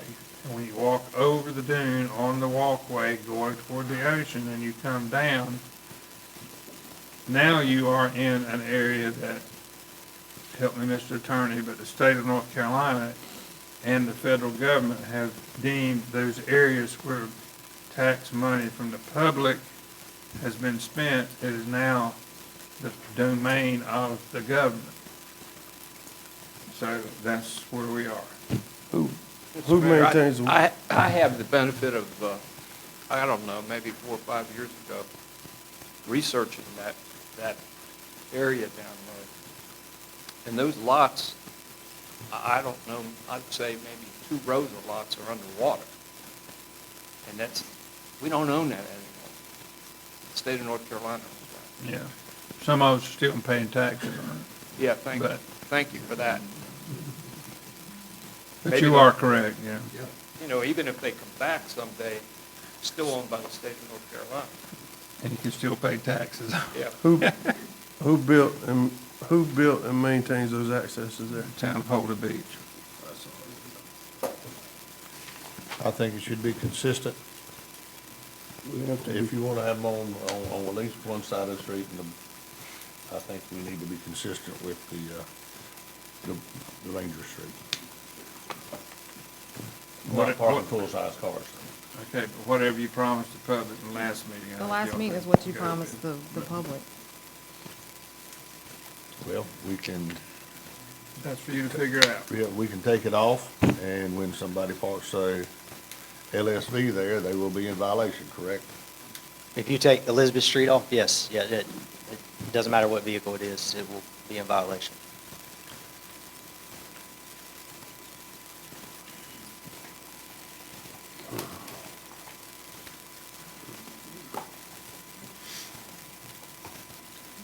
What do you I want to made do? that promise with some bad information. I'll say that. Because I thought that was, trying to be consistent, I thought that was a private deeded access. And they brought us the maps and stuff, I thought the same. Well, the maps are correct. Whatever you want to do, but I'm not gonna, a few more LSV parking spaces, not the end of the world. But I don't, I understand we're trying for consistency, but we did make a statement, and again, we are in a parking-rich area, and I agree, adding three or four LSV spaces on one side isn't the make or break of this program. It's not. All right, take them out. They're out. I just recommend we take Elizabeth Street off too. Okay. Okay. And we'll be back next year to go through this again. Okay, so what does that mean in layman's terms? So what we said last week was Ranger Street would have low-speed vehicles on the current side that it is now and keep the biking on the current side as it is, and Elizabeth Street would be no LSV. Correct. That's what we stated last week, last meeting. You're changing that now? I'm making notes that I missed last time. I did not realize that we were doing LSVs on one side and bicycles on the other. That's my miss there. For Ranger, For yeah. Ranger, and then Elizabeth is gone in its It's just, entirety. it's a zero, yeah. Okay. Okay. Okay. They park a golf cart there, there's gonna be issues. All right, so. Chief. Are we squared on Chief. that? Yes. Can I comment here? We have very little interaction with Elizabeth or Ranger Street, the way they are currently configured. Unless we are going on the beach strand and use it to park an emergency vehicle, I don't know that I could find a single call on either of those streets. But I promise you, if you take Ranger Street off and we start enforcing the no parking zone, you're going to make it, we will have calls there and we will be writing tickets. We're not taking Ranger Street off. We're leaving them as they are right now. I thought I understood you Ranger said you were Street currently taking, has- Ranger Street currently has low-speed vehicle parking on the right. Yes, ma'am. Bicycle parking on the left. The residents, they requested it stay like that. Elizabeth Street currently has no low-speed vehicles now. that is not correct. Elizabeth Street has low-speed vehicle signage as well. Both of those streets currently have authorized parking for low-speed vehicles only, unless the signs have been recently changed. However, Elizabeth Street back in 2017, the residents came and they were petitioning to please leave this as it had been for them for all of their lives, okay? And that got resolved in a way that I take it they were not happy with, and they are asking for it to go back to the way it used to be. That's how I'm interpreting this. I thought you guys said, I remember if Ava from the thing saying leave it as it is, so if there. That's what I understood. LSB there now, that's how my understanding is. I don't think you'd be doing anything against what they were asking. They said leave it, Elizabeth and Ranger both said leave it as it is what they were saying from the audience. So you can take that as you will, but. Now, I do remember that, but I didn't realize that when they said leave it as it is, the earlier discussion had been, we want to park our wagons and bikes and everything there, and that is what I expected it was. Yeah, I don't know what. My concern is I don't want to write Miss Ava a parking ticket in 2 months for parking her low-speed vehicle there, is my honest concern. I think you gotta leave them. Okay. You know what? If we leave it in, and it's the final version we're reviewing next month, and they come again and say that's not what we meant, we can always have the discussion then. Fair enough.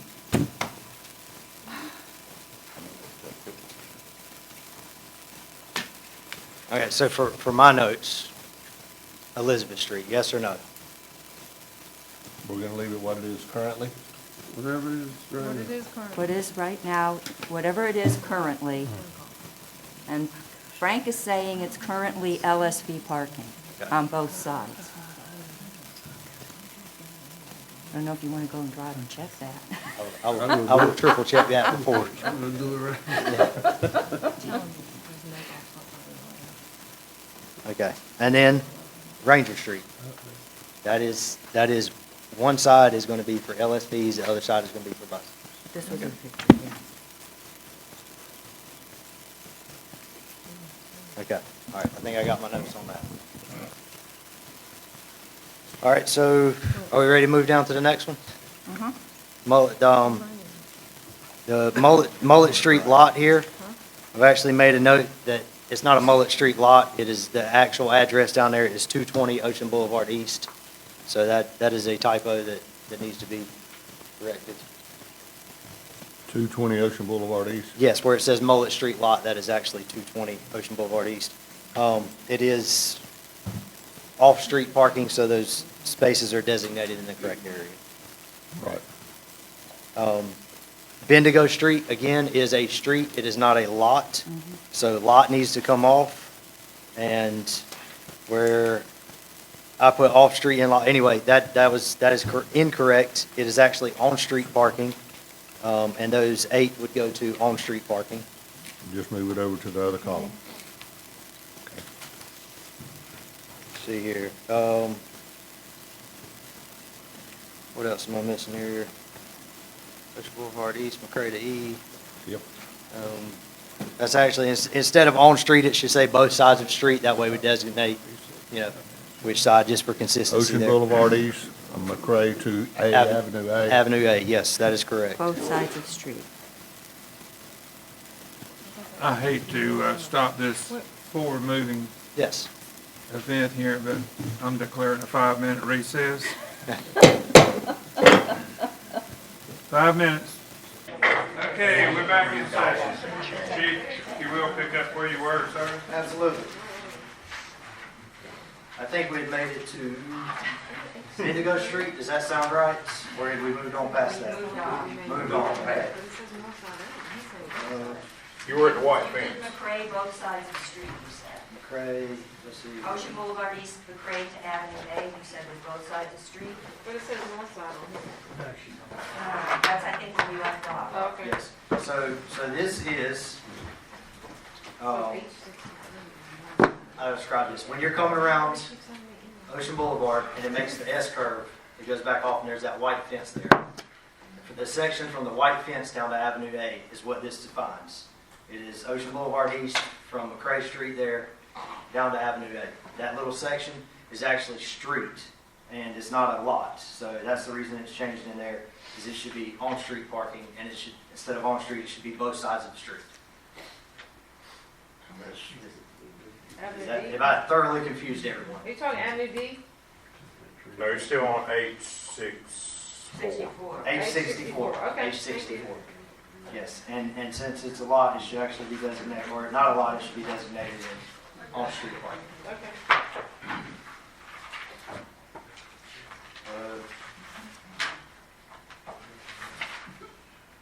And I think the next one, We took out the Ocean Boulevard East to Dunescape, Dunescape, we took that out, correct? yes, that's not colored, so that's not a new change, that's something that was done previously. Okay. And then McCray Street East, we went through, there's 2 handicap spots that are actually down there at the end, so we've added those in. And of course, that stays on the north side of the street only. And then Avenue D lot is just changed, let's see here. So that's not a lot, right? Avenue D lot, did we decide? That's not a lot, right? I think Avenue D is actually a street too. Yeah, so that's not a lot.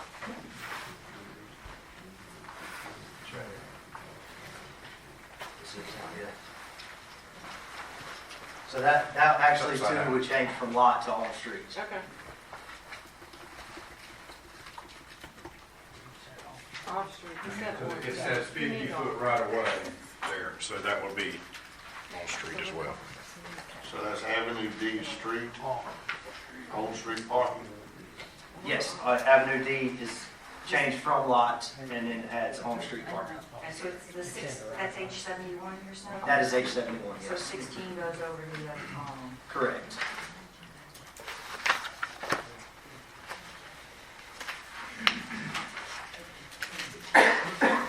Now, in doing this, go ahead, yes, sir. Is that pretty much the changes that we have on the table so far? Yes, but I've found some other issues. Well, I think I have found with your help, I understand, Canal Street, that street is where Macy's Fish House used to be. I have personally fished there quite often in the Intercoastal Waterway, and I didn't see it anywhere on the maps as being designated for any parking at all. I couldn't find it either. It's not in the And charts. that's something that is used by quite a few people, both people, myself on the island, and because it gives me easy access, I say to the other side, the waterway side. And what are your recommendations for that area? Are you talking about the end of Ferry and Shore? Yes. If I could Go ahead. add perspective there, on the north side of Canal Street, those are privately owned parcels. There may not be much to them, but should you allow parking there, even though that it's real easy to think that that road is along the waterway, and we can park there and go fishing, that property is privately owned. There are a number of property owners there, and, you are encouraging people to trespass, Is that any right of way there at all? Well, the right of way. Right away is there. Yeah, the property parcels are on the north side of Canal Street that run along the intercoastal waterway between the right of way. It's just little strips of property. So there's no room on the right of way to park there? Well, there's plenty of room, but On the right. on the right of way. Private property.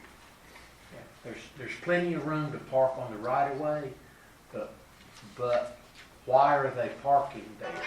Because it's not to access through publicly owned property to the waterway. You have to cross private property to access the waterway. There's people that are fishing there on private property. So we'd be encouraging them to trespass. We don't want to do Rick, you've been trespassing. Okay. Hey, good going. I guess maybe ignorance of the law might save me some. I didn't realize that, I thought that had, when that was removed, it wasn't, but the people actually still pay taxes on that property.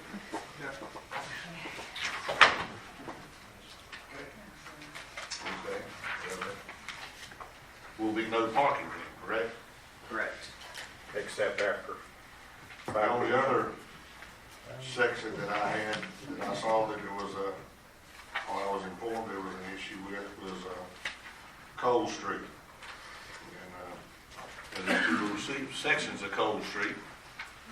And one section is, I guess, on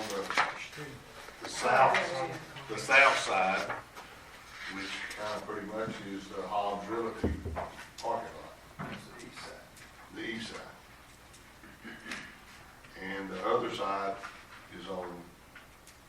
Yes, so Cole Street is divided into By the two bridge. sections, by the bridge, correct, or by Brunswick Avenue.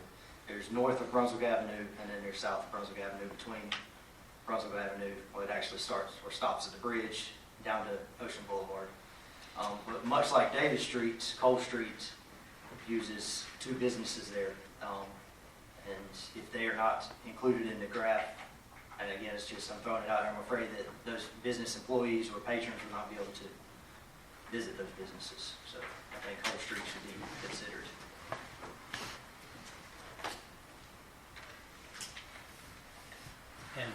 And Jeremy, when you say Cole Street, you're talking about that portion of Cole Street that is south of the bridge. Correct. It runs to Brunswick Avenue, because the other piece of Cole Street goes from Brunswick Avenue to the water. And there's right of way there. Yes, sir, that is correct. On the east side of that road anyway, but again, that property's private on the east side. Correct. And so, for instance, Davis Street, which kind of mirrors Cole Street, Davis Street from Ocean Boulevard west to Brunswick Avenue west, there's parking on the east side only. So at least addressed it, that the people trying to visit this business here or the town hall can have access on that east side of Davis Street. As it stands now, Cole Street is no parking period, and Hobbs employees, and there's the dog grooming place there, I think is what it is now. It used to be a kite store, but nonetheless, that place, those will have no access to Cole Street based on this. Well, I think you're gonna have to clarify there, because the dog groomer, I think has parking.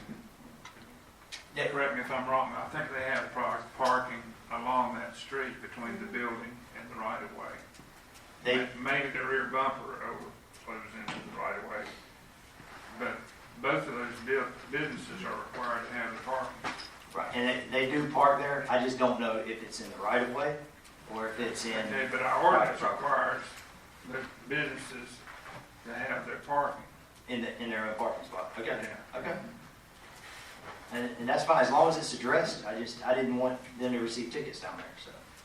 That was Whatever my town, fear. whatever town wants to do, you know, but the ordinance is in place. Okay, hey, that's fine.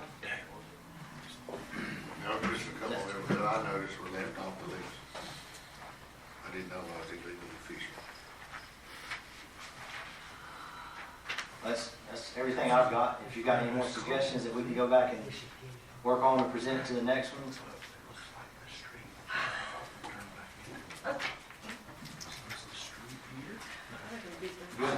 I think we're good.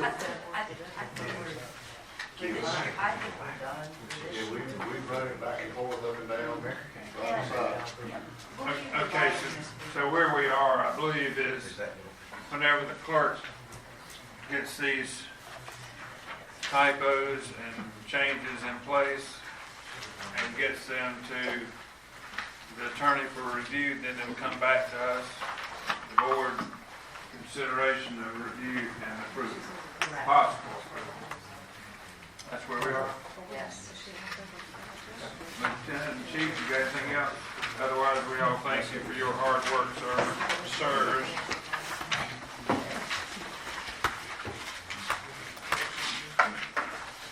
All right, I believe we are on number 10, is that correct? And Assistant Town Manager first. No, we've still got the resolution on the fees and the auto connect agreement, which are separate from the ordinance. Okay, I was trying to follow the agenda, and number 9 says that Chief Dixon and Lieutenant Dilworth is their item. Are you saying that you want them to do that? Is that what he's saying? Well, I'm just saying B and C weren't covered yet. And I'm asking you, are you asking the chief and Yeah, well, Lieutenant Dilworth? I'm asking someone to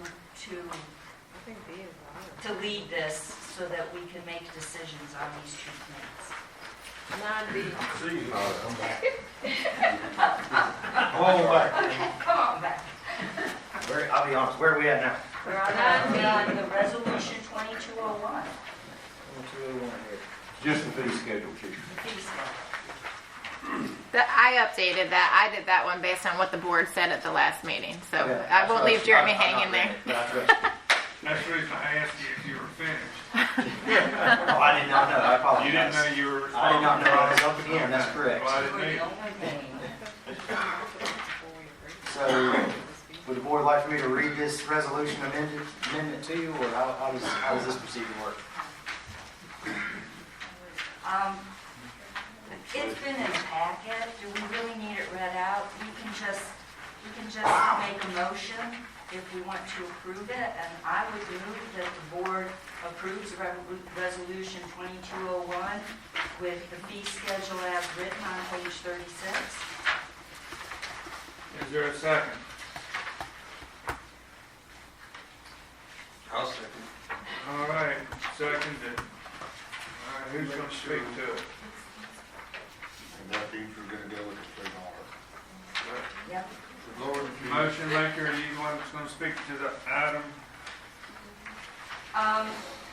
Well, at the last meeting, there was discussion about talking to Otto about lower rates, and the lower rates that have come through and been proposed, and Otto Connect has given a revenue estimate based on these lower fees. He's explained what it means in terms of some complications, not complications, but some changes because of the lower fee.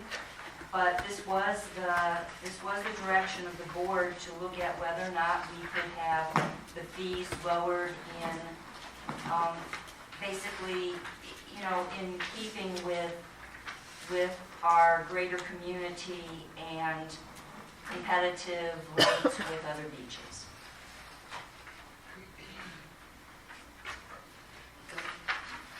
Anything else? No, I just want to point out that Otto also added a transaction fee to that, so there will be a transaction fee on top of the $3 that he cannot absorb. Not on top of the $3.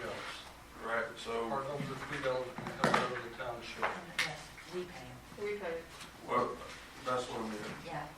I must have said something wrong, but in effect, either we take less than $3 for the parking, or we're charging $3.49. Right. So I'm under the presumption that it's gonna be $3.49, actually. So we need to clear that up. Jim, what did you calculate based on? Yeah, go, yeah. Yeah, this is Jim Burton from Holden. We don't charge extra to the end customer above the rates that you set, which is $3. So the 49 cents is added to our 30%. So our 30% plus 49 cents per transaction is what we would retain out of the $3. It reduces the amount to the town, unfortunately.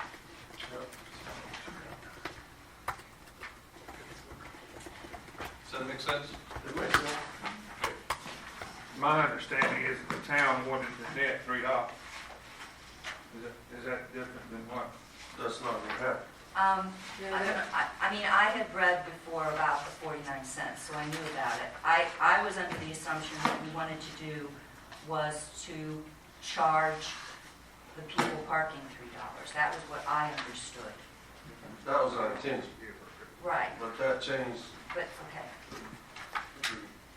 I think what you stated last week, at the last meeting, Brian, was to find out what was the least amount we could charge to make it feasible and economical. See, at the $4 rate, I can absorb that 49 cents.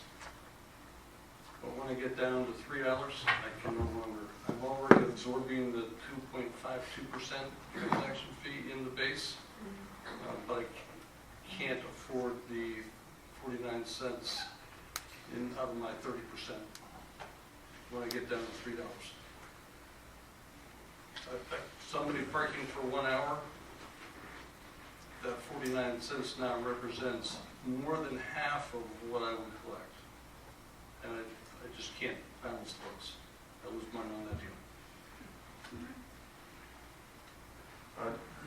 I still say, I just wanted to put that out there. With that being said, I think we should leave it alone. The end user's $3. That was, I want to make sure that they weren't gonna come over here and take their parking for $3. And they get hit with a transaction fee and it's actually $3.49. That's what I was trying to say. You and I are in sync. I absolutely hate when I go to pay for a parking fee for $3 and I get charged $3.50. And that's not the system that I would run. But if they pay for the full day at $15, then... Only $15 to the customer. And then that, no transaction fee back to us. There is always a transaction fee. Once I set up a transaction fee, it's a transaction fee for every credit card transaction. But when it's more than 1 hour, it gets rolled into the change. It's not as big a factor for either you or me. Is that discussion? Yeah. I think the discussion's done, Mr. Mayor. Do I have control again? Yeah. Just want to make sure. All right, what's your pleasure? We have a motion and a second. We've had discussion. Okay, so you want to call for the motion to vote?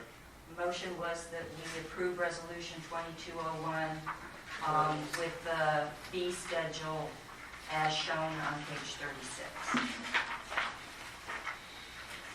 All in So favor? is the boat and trailer count was 30. 2 vehicles? Yes, it's 2 vehicles. And what's,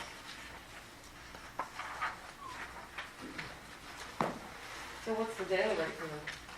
If somebody parks a truck with a boat trailer associated with it, it's $30 if they park it for the day. It's 2 parking spaces, so, yeah, it's 2 license plates. I was just making sure. Yeah, yeah.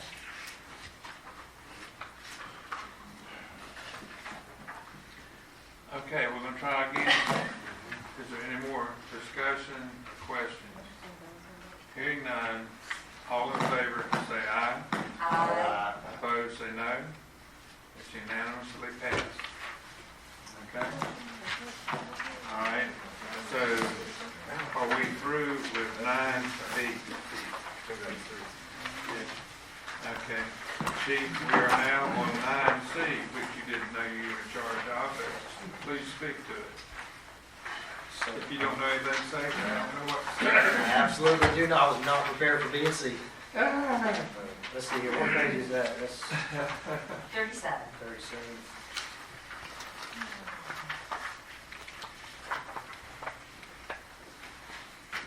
This is the service agreement here. I'll actually refer back to Mr. Varner from Auto for any questions you have with the agreement. Questions, comments, or concerns you may have.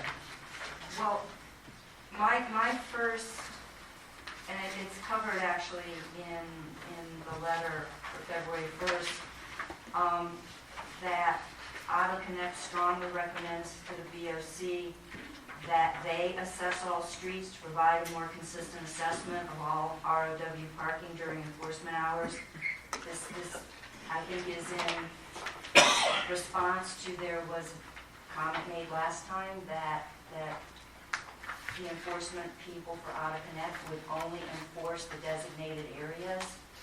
I personally think that it's best if personnel for Auto Connect enforce the entire street system, because again, that's going to give a consistency. And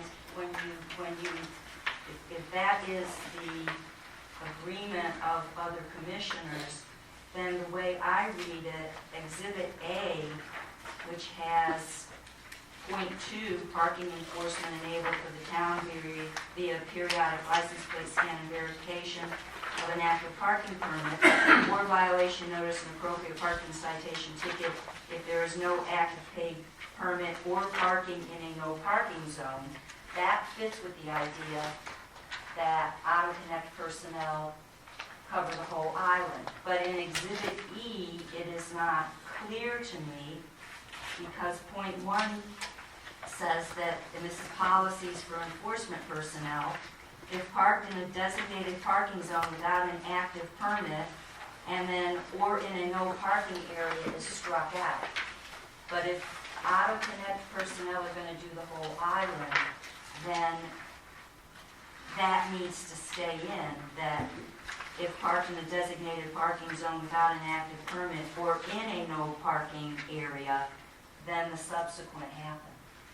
Am I correct there? You are correct. We made these changes in response to the Auto Connect only monitoring the designated parking areas.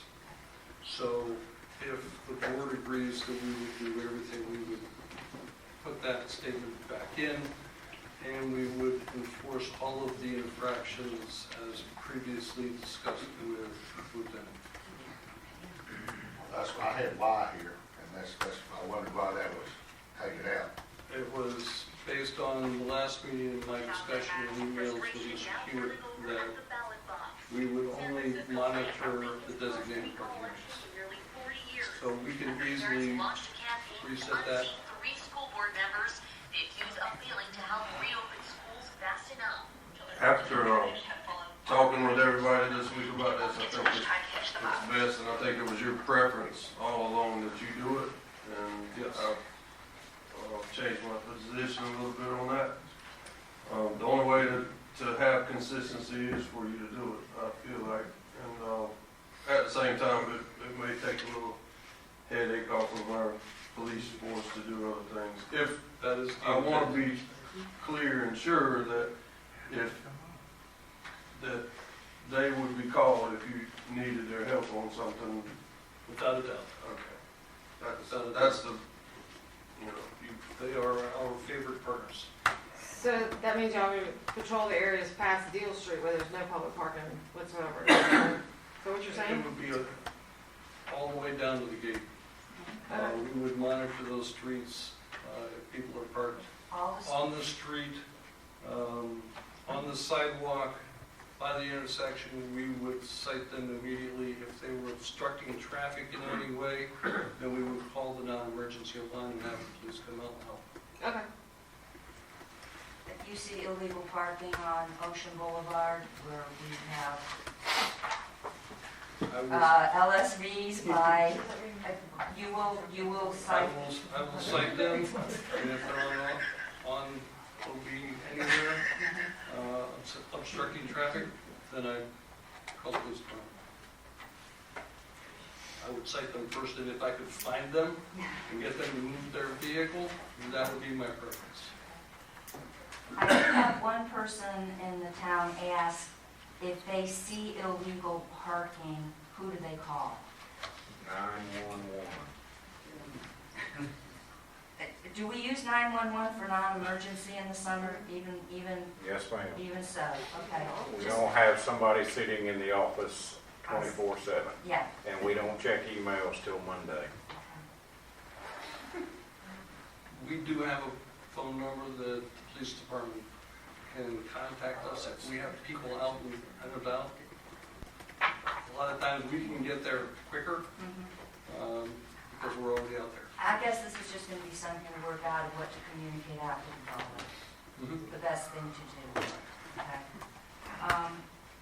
So I will reinsert those and send it back to Mr. Hewitt. Okay, and the other thing is, and one of our commenters mentioned it, but I already made a note to myself, the year-to-date spend for a single license plate where you can switch on your system so that you know if a license plate reaches the $125 for a single year permit. And then once they reach it, they are good for the rest of the year. If the board approves that, then it converts their permit to an annual permit. Right.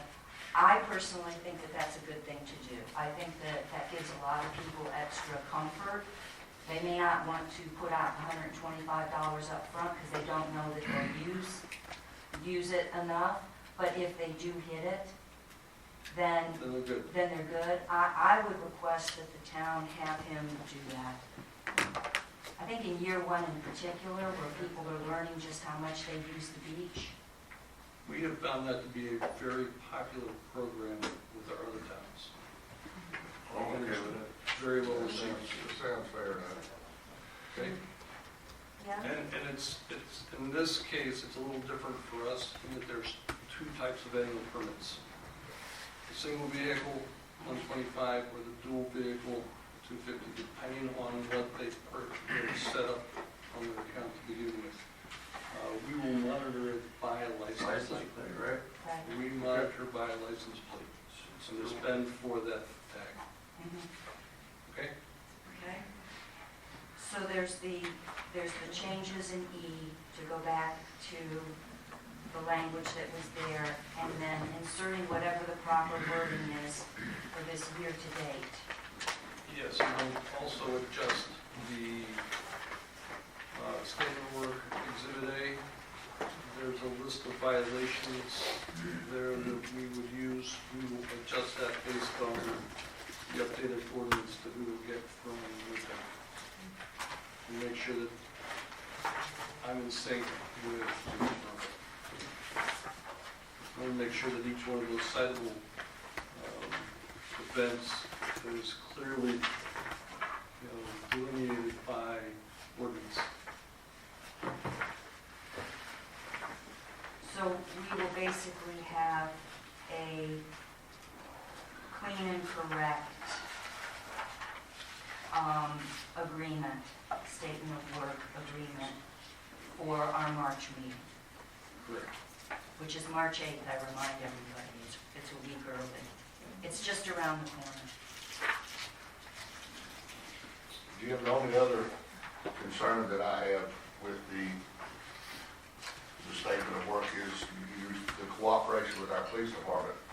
Our police department has been pretty kind in past of notifying the owners of the golf cart if they're not the people driving them, if they're like a rental vehicle, rental cart, that they would at least contact the rental agency and tell them, look, written this golf cart a ticket to give them the ability to collect for it before they leave town. Is that a provision that can be made with this? It's not something in our statement of work, it's more of practice as we work with the local businesses, including the golf cart vendors. My understanding in working with one of our golf cart vendors who's here, they don't have responsibility for those tickets. So all we can do is, once we try to find the person, move the vehicle, inform them, we can cite them, and then contact the rental agency and get that person's driver's license information. With that information, then we can work with the police department or with the collection agency if they don't get it.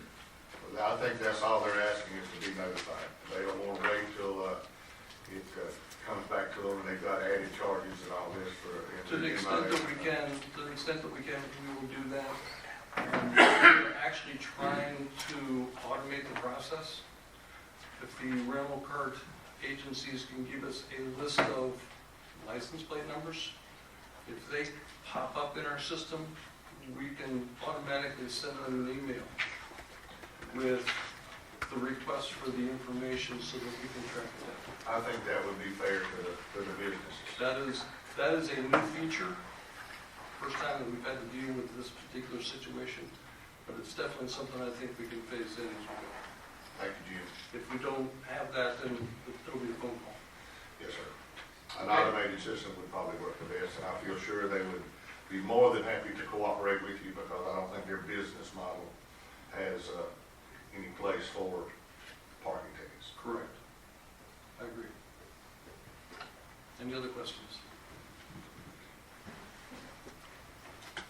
Thank you, Chief. Thank you. All right. Chief, does that conclude your? Yes. Thank you for an excellent presentation. The pleasure was all mine. Especially on BGC. Madam Clerk, did we get all the motions and Yes. summaries, all that? You good? Yes, sir. Okay. Does anybody in the room know a reason why we can't go to number 10 at this point? 12.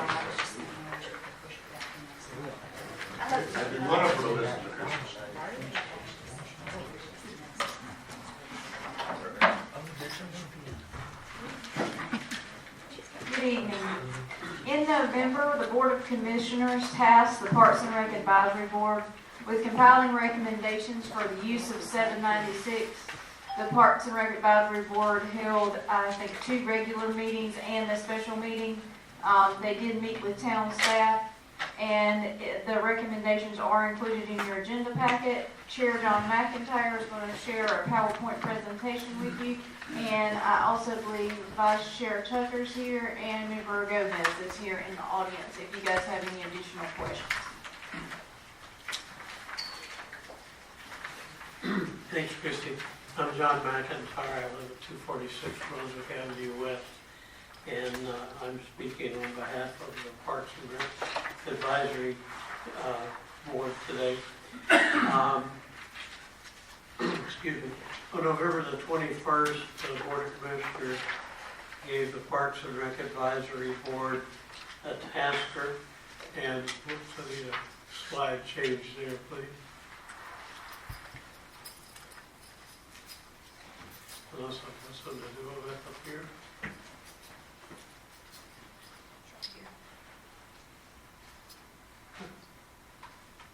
Oh, nice.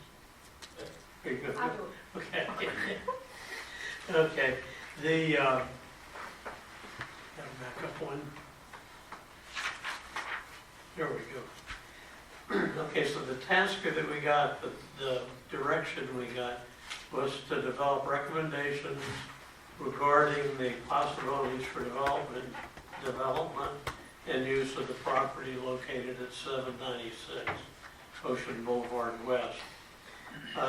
Specifically, we were to explore the options for the property to reflect the comprehensive Parks and Rec master plan for suitability as use for the following, which are listed there.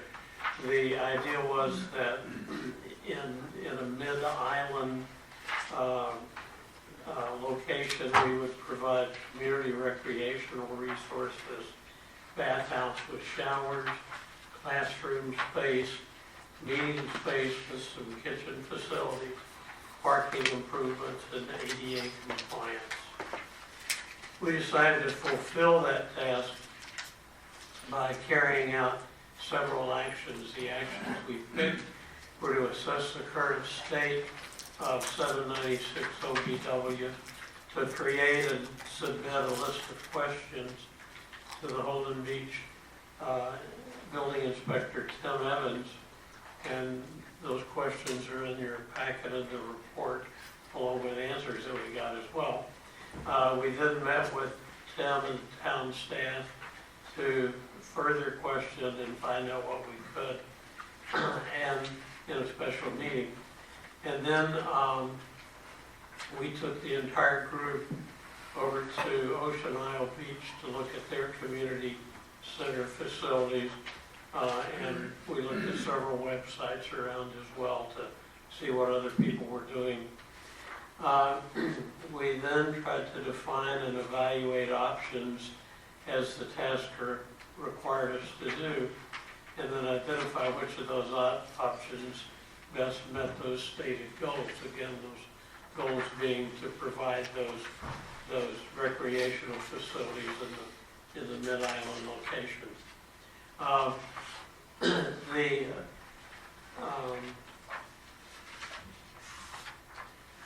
796 has several attractive features and benefits, including the central location. As I mentioned, it's about 5 miles west of the bridge, about 1.6 miles west of the pier, and a couple of miles east of the West End Gate. There's some parking spots at the number 3 sewer lift station. They're unmarked, but it appears to us that there are about 10 or 12 spaces there for people to utilize. That's literally next door to the 796 property. There's a CAMA walkway to the beach, almost directly across the street, across OBW to the west. The proposed bike lane that is coming will abut the property, likely increasing the need for public. And the cursory visual evaluation of the building was sound, and that there was some structure to work with there. Of course, there's some negatives. The negatives it will need to address are the costs for renovation are going to be significant or substantial. The cost to make ADA compliant access to the facilities will be significant. There may be odor and noise issues, although in the brief time we've been able to assess the property, those weren't really notable. Any impact on a neighboring house and property values will have to be determined. The purchase price, if we do something else with the house, the purchase price will have to be paid back to the sewer fund, since funds were used specifically to be part of the noise abatement. So that's another consideration for the board. And finally, one of the things that we've wrestled with most, and a couple of the people mentioned earlier, were how the plans for the pier rebuild might impact this project, even to the point of making it redundant if community facilities are built in there. We haven't seen any mention of community facilities in the pier rebuild at this time, so we think we've gone ahead on the basis that there wouldn't be. Just to give you a little bit of pictures, these aren't the best pictures in the world of the house, but The one on the left is the back of the house. So just off that deck you can see is the marshland.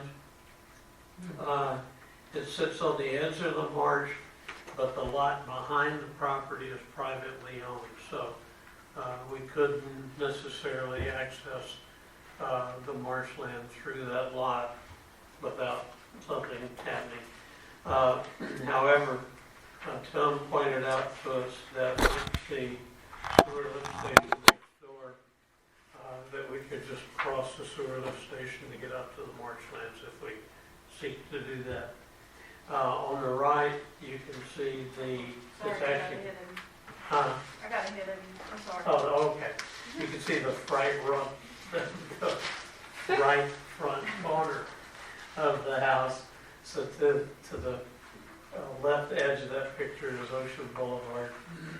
To the bottom of the picture is the sewer pumping station.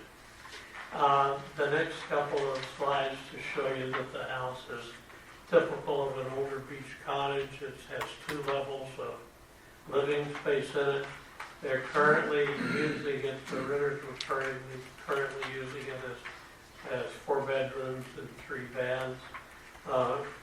Excuse me.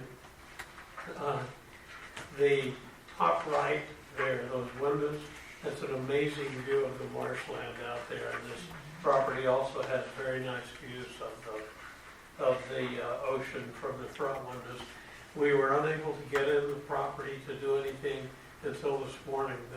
The renters turned over the keys to Christy yesterday, and Susanna and I ran down and took a quick look. So the views from the property are nice. Next slide, please. You want to keep going? Yeah, just keep going. It's just more house pictures. Our approach to this tasker was to identify several options and try to determine which option best addressed the tasker. So our focus really was on the intended use of the property. If the property is intended to be recreational community space in the middle of the island, then that's what the tasker asked us to evaluate. So we came up with some options that best supported that use. Option 1 was to try to use the facility just as it is, open it up, clean it out and see what happens. Option 2 was to renovate the facility similar to Ocean Isles Community Center, and I'll give you more information on that in a minute. Option 3 was tear it down, build a completely new structure. Option 4 was demolish the structure but not build it back, use the space excuse me, for some parking or for some restroom and shower facilities. And option 5 was to sell the property. We felt excuse me, we felt the best fit for the property to be option 2. And again, assuming that there are no community areas planned at the pier site, then the renovation similar to Ocean Isle would seem to make sense. The first floor would be opened up and really, and I'll show you pictures in a minute of what we're planning, but the first floor would essentially become a covered deck with the roof, or with the top floor being the roof of that covered deck. Extending from that would be an open deck, and then at some time in the future, as funds became available, perhaps a walkway crossing over and going into the marshland and some part of the multi-use pathways that were envisioned in the long-term plan might be available.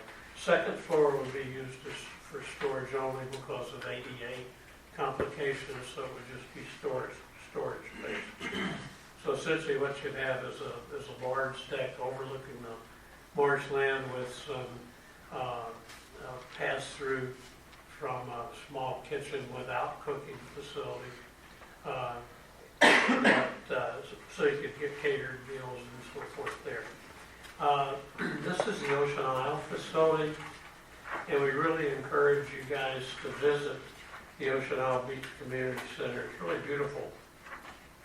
It, like this house, is, as you can see on the left, is a renovated house that's kind of stuck between other houses close by. It's oceanfront. The second picture from the left shows you that there are roll-down vinyl coverings to block wind and rain or whatever in this first section of covered and roofed decking. And then in the third picture is a view from the ocean front, or not the ocean front, but the ocean side, where once up the pathways, there's an open deck, and then going back into this closed, or this covered deck. The last picture is another picture of the covered deck. Olivia made us some sketches here. It's kind of hard to see up there, but again, they're in your packet. To the left, is where currently the kitchen and a couple of restrooms are. In the front of the house, we again envision that as being a couple of indoor restrooms for public use, a pass-through area for catering, back into this more covered deck, and then out into a more expansive deck overlooking the marsh. And again, eventually down the bottom there, as you can see, we would expect or hope to have a walkway that would go in and cross over. The next set of pictures are some additional drawings on the left there. The front of this is facing Ocean Boulevard. To the left underneath are restrooms, the right are shower areas. Any ramps that we would have, or we will have ramps, they would be on the right or the east side because we have more room to build there without impacting the house on the west side. The second picture, OBW, is to your left, that shows that the concept of the top floor becoming the roof for the deck that's underneath it, and then another deck extending out. The next slide, please. This shows you what they've done over in Shuttle with the river walk. If you haven't been there, go take a look at that. It's a beautiful walk. I'm sure it's terribly expensive, but it's a series of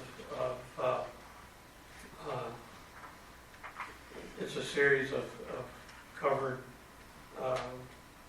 decks that are joined by really nice, very heavy-duty walkways. So again, at some point in the future, maybe we'll have some of that as it shows in the plan. The next slide, the cost and timing is very guesstimate. None of us are builders. I'm sure the builders on the board, at least one of them I know well, can probably look at it and take make some very quick estimates in terms of cost. The Ocean Isle facility, we found out, cost $180,000. We're not sure how much of the oceanside walkways that included, whether they were included or it was just the building itself. Unfortunately, we only found out about the time this went to press that what we thought was a relatively new building was actually remodeled in 2005. So the new 180 became about 295 once I found the appropriate tables to check that with.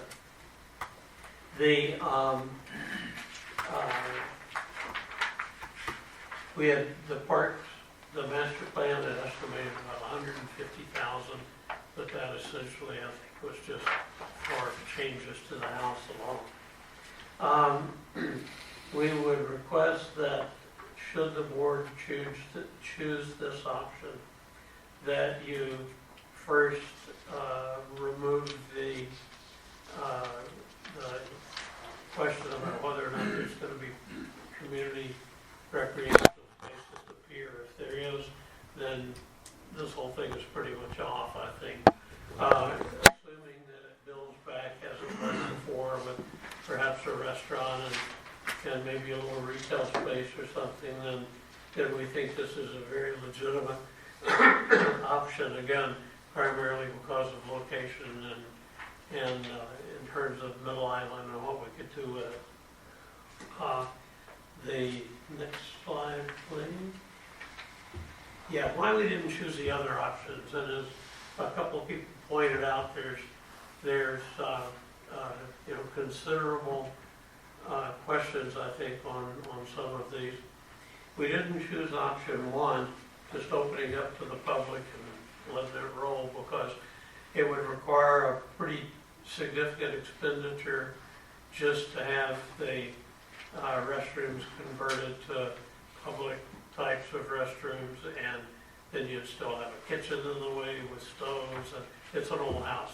There'd be no return on investment, and we think that would be throwing away money and it just wouldn't work.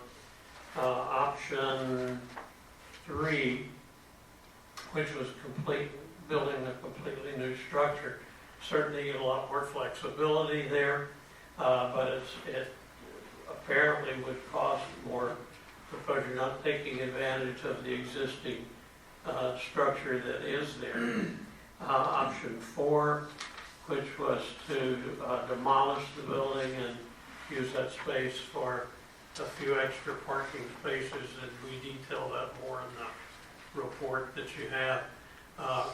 Mike Pearson went through and made some estimates on the number of spaces it could generate and the cost and the return on those based on your assumptions that were in the board minutes. So there's potential for that, but in fact, that lot more than likely would have to be bulkheaded in the back because it literally runs right into the marsh. And so there's some additional expenses in there to consider as well. The last one, in terms of selling the property, first of all, our charge was to see if this was a legitimate space to try to have Mid-Island community space. So we didn't get into that a lot, but we really do believe that being adjacent to the sewer pump station is certainly not going to help the pricing out anyway. And there's, again, there's issues where we know that there are going to be noise from the pumps and so forth. So we don't really think that's certainly is not legitimate in terms of creating recreational space. So we'd ask that the board consider those two options. We think they're both viable. Again, they're going to cost money, and certainly the appetite in the community for spending more money now, I'm sure, is not at its most favorable. But we think the two options of renovating, like Ocean Isle did, fulfills all of the intents of the tasker. But if the board decides that they're going to replicate and build community space on the pier, then certainly that would have an impact on this. So we would really hope that those decisions could be made relatively quickly, because I think the project itself, once you decide to have real cost numbers generated by professionals and have structural engineers and so forth look at the building if you decide to go forward with it. We think that it's something that could be done near term, perhaps within a year after it's launched, as opposed to long term. The long term portions would be walkways and so forth in the marsh. Last slide is a list of our Parks and Rec Advisory Board members, all of whom contributed and worked on this. And if you have any questions, we'll try to answer them. And hopefully there are 3 of us here, so we can come up with some answers. But thank you for allowing us to address you. Very good presentation, John. Thank you, Brent. I really want to thank the committee. You did a really great job, thorough job. I just have one question. I know you say use the second floor as storage. I know we've also talked about, I'm the last commissioner sitting here who was involved in purchasing. So we had brainstormed a lot of stuff that justified buying it with the potential to use it. But one of the comments that was made was, well, maybe as well upstairs, it could be, like an office area for a break area for the rangers or the police or different people who are working on the island and, they just need a break or someplace to go. And, would that still be a possibility upstairs as storage? Yes. And we would agree with that, and we discussed that this morning when we walked through for the very first time. But that you could use it for overflow offices. I think what we can't do is have any public access to it because of ADA. So ADA would the first floor would be accessible. The second floor would be basically intact. And I think our drawing is even a little off there. I think I gave Olivia's wrong information, but I think there's more of that. It represents more area on the top than we thought. But yes, absolutely, you could put all those things you mentioned in there. And part of the design issue would be where the stairwells are going to go, so forth, so that you could keep other people out. I think the only thing we'd really want to avoid, after discussions with Tim and the town staff, is having any cooking types of facilities up there, because then it gets really crazy. Thank you for bringing that out. I made a note, forgot to mention that. Well, again, I thank you for the presentation. It was good, and the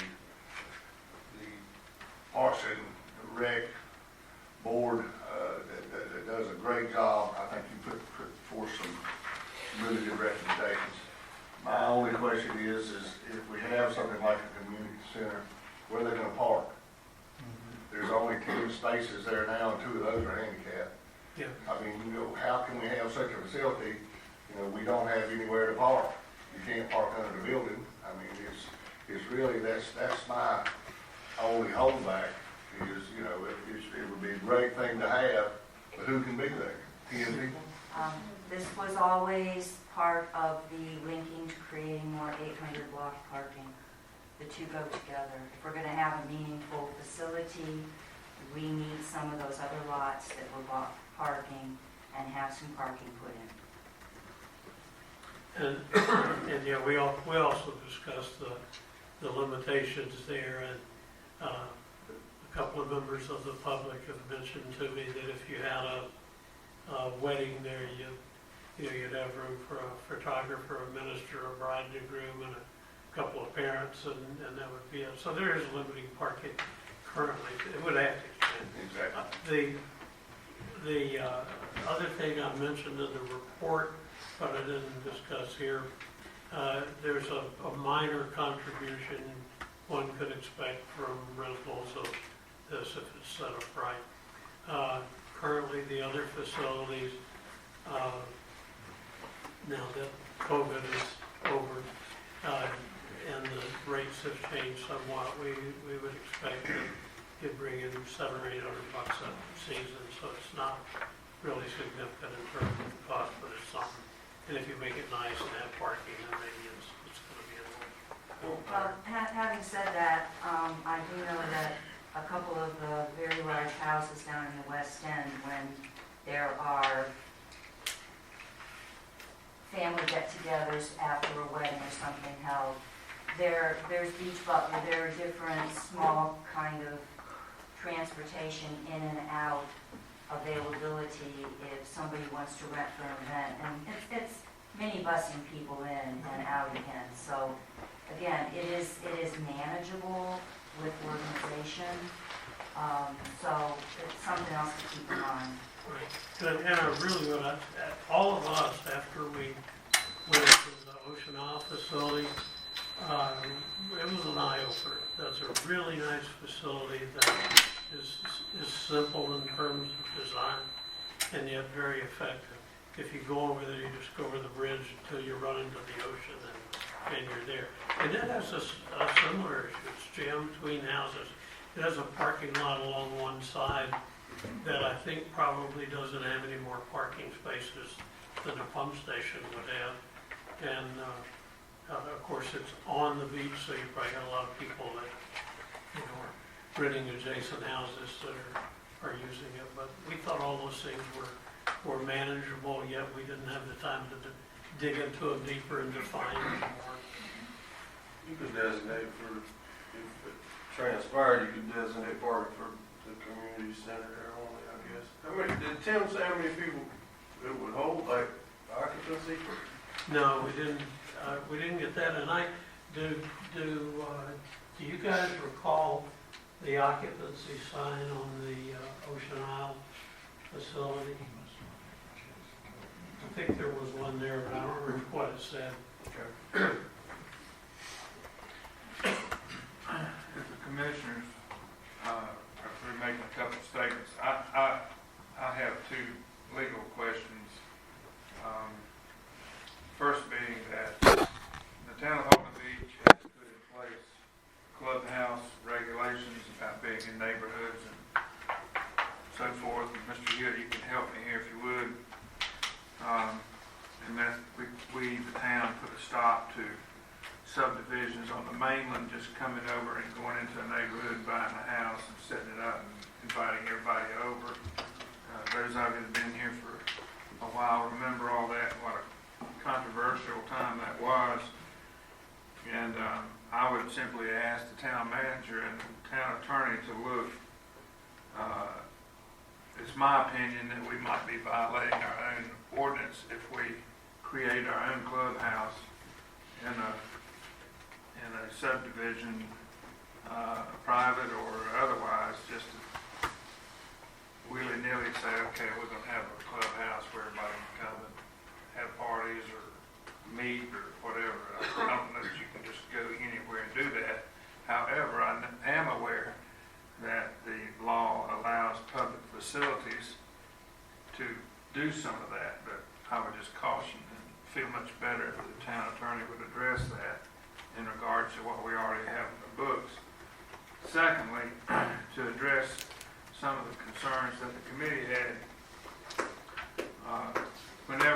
and Pat, you can help me out here possibly, when the town bought that property, there was a conscious decision was made to save money by having that house there because there's so many decibels, so many feet away that you cannot exceed and so forth. And to liquidate that property and sell it, I think we would lose that control. And I don't know if you could do that, you being the town, without some approval from the environmental regulations people. You know what I'm talking about, Mr. Hewitt? Yeah, we were concerned that the decibels would be an issue, and it was a solution for us to buy that building and keep it there as well, just in case. It's a buffer. It's a buffer. And we would be very, very, taking a very risky chance to no longer control that property. If some environmental regulator came back and said, oh, now you're in violation of the sound requirements to have a sewer station so many feet away from residential use. That's my two legal points, and I'll be quiet. Anything else of a committee report-wise or staff? If not, we'll move on. Thank you very much, all of you, for your hard work. Thank you. Okay, we're on number 11, Town Manager Hewitt. Yes, sir, this item concerns the award of the audit contract for the year projected to end 30 June of 2022 to the audit firm of Martin Starnes. At the December Board of Commissioners meeting, The board received the audit committee's recommendation that the town select Martin Starnes as the firm to conduct the audit for the fiscal year ending 30 June. Based on that recommendation, the board directed development of the annual audit contract with Martin Starnes.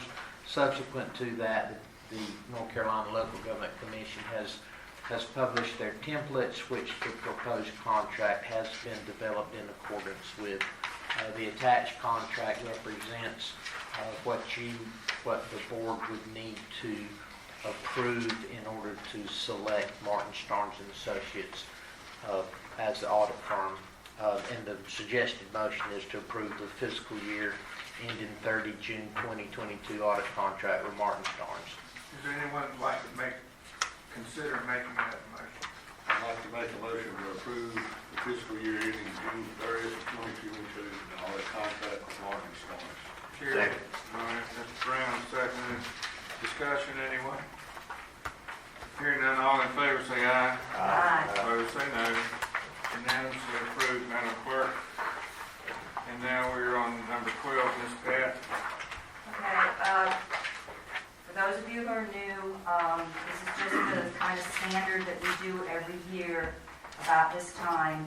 The Board of Commissioners sets up objectives every year, and then we get these objectives, and of course the town takes them and they use them to help them also work through budget, because if we have high priorities that need actions by the town, significant projects, you know, David and staff need that as they're developing their budgets.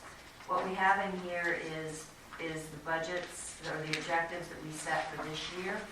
And this is very simple. The way it works is you put together what you have as your ideas for objectives, and you send them to Heather. Heather organizes a list. Now, this year, we have a number of things that are going to be carryovers. It may be that some of the things on here, you say these are priorities for next year. You don't have to create things just to create things. But all that has to happen is each commissioner has to pass their list of priorities to Heather, and Heather will give a sort of a deadline and assemble it, and then we'll get together and vote on the points that we assign to address the priorities. So it's as simple as that. Any more questions or discussion? All right. Well, David and Heather, David, traditionally, you want to have all these as you're developing the budget. So is there a certain date, Heather, you'd like these from everybody?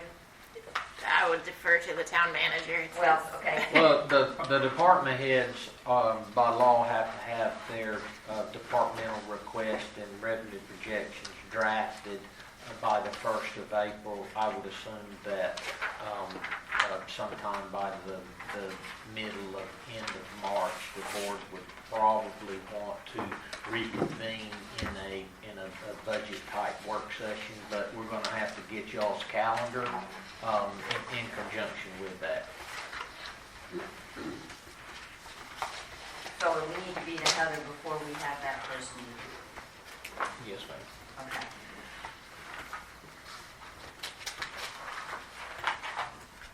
Can we move on? Number 13, public comments on anything you want to talk about. Anybody? If you want to speak, raise your hand, be recognized, come to the podium and give us your name and let us have it.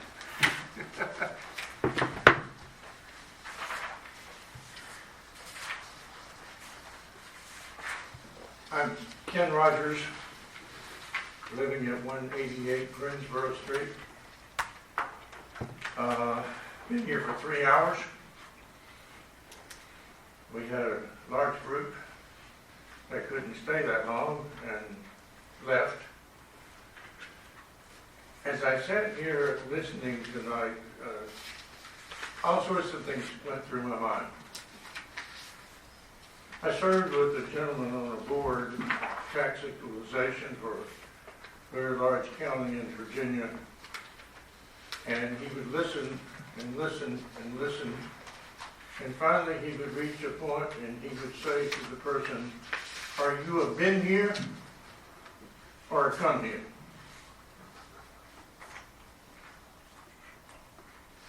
I think that speaks volumes.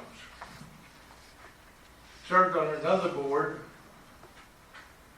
and there was a wise gentleman on that board that would reach a point and he would say, I feel like a mosquito in the nudist camp.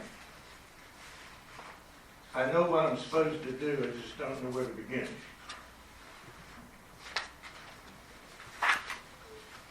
This is a friendly suggestion. I want to applaud you for the sheet that has priorities. But we need a 5-year plan with specificity. We need a 10-year plan with specificity. And then if we're bold enough, a 15-year plan or 25-year plan. Dealing with business just on an annual basis and an ad hoc sort of way will not get us where we want to go. Every municipality anywhere knows how many houses are going to be built, how much electricity is going to be needed, how much water hookups are going to be needed. We need a strategic 5-year plan that includes all of that. The second thing that I really feel strongly about, not only do we need strategic planning that's datable and measurable, we need an external and an internal review and evaluation process.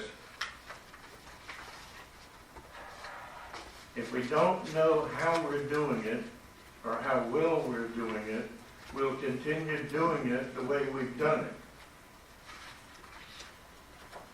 It will help us grow. It will help everybody. And every corporation in this country has a review and evaluation process. Every company and every municipality in this country has a review and evaluation process that involves the citizens and the property owner. So, rather than participate in creative bitching, I really want you to listen to what I said. I think it's valuable, and I think it will help us. We've spent numbered hours discussing parking, the pier, bike trails, community centers, the whole bit. We can manage our time better and get better results if we know what it is that we want to do and how we want to do it. So thank you for your work. Thank you, sir. Anyone else want to speak about anything that's on your mind? All righty. Town manager's report. I only have 2 things tonight. Happy to announce that our beach project to put down approximately 1.5 million cubic yards of sand over a 4.5-mile stretch of beach is about a third of the way done. We lost some, and are going to lose probably another week, reduced down to half of the production capacity because one of the dredges has had to run up in Norfolk and get one of their Z drives repaired. On the second piece of it, we've ordered the wetland delineation for the marsh streets and also the 800 block lots, and hopefully that'll be accomplished here in the next 10 days to 2 weeks. That's all I have tonight. All right. Mayor's comments are brief. We had our Meet the Mayor's gathering out here in the playground this week on our 53rd birthday anniversary. And it was cold and windy. The food was great. And friendship was warm. I thought that it was a very successful event. Those of you that attended all appreciate it, and hopefully next year we'll have more than, I think we had right at 40 people there for this event. And everything else, I think, seems to be moving along well, and we'll keep doing the best we can to make good decisions on these tough subjects such as parking and pier and beach nourishment and all the other things that we're working on. And with that, I would say, Mayor Pro Tem Smith, what would you like to say? Well, again, I'd like to echo your comments for the gathering we had at the picnic shelter on Valentine's Day. It's a flag that I fly in front of my house continuously. It celebrates the 14th of February 1969. So our 53rd birthday, it was nice to have a gathering under the pier. It was a little cold, but we still had quite a few people show up. And we discussed quite a few things and got to talk to some of the residents. Some were here tonight and got to explain some things where there was some misconceptions about what we are trying to do. And when you're able to talk to the public and tell them what the story is, they seem to understand a whole lot better about what we're trying to do. Over the past 3 or 4 weeks, I have been inundated with emails, telephone calls, and texts about property acquisition of the pier. I know we've had surveys done, but at current count, there's over 600 people that have signed a petition to purchase the pier.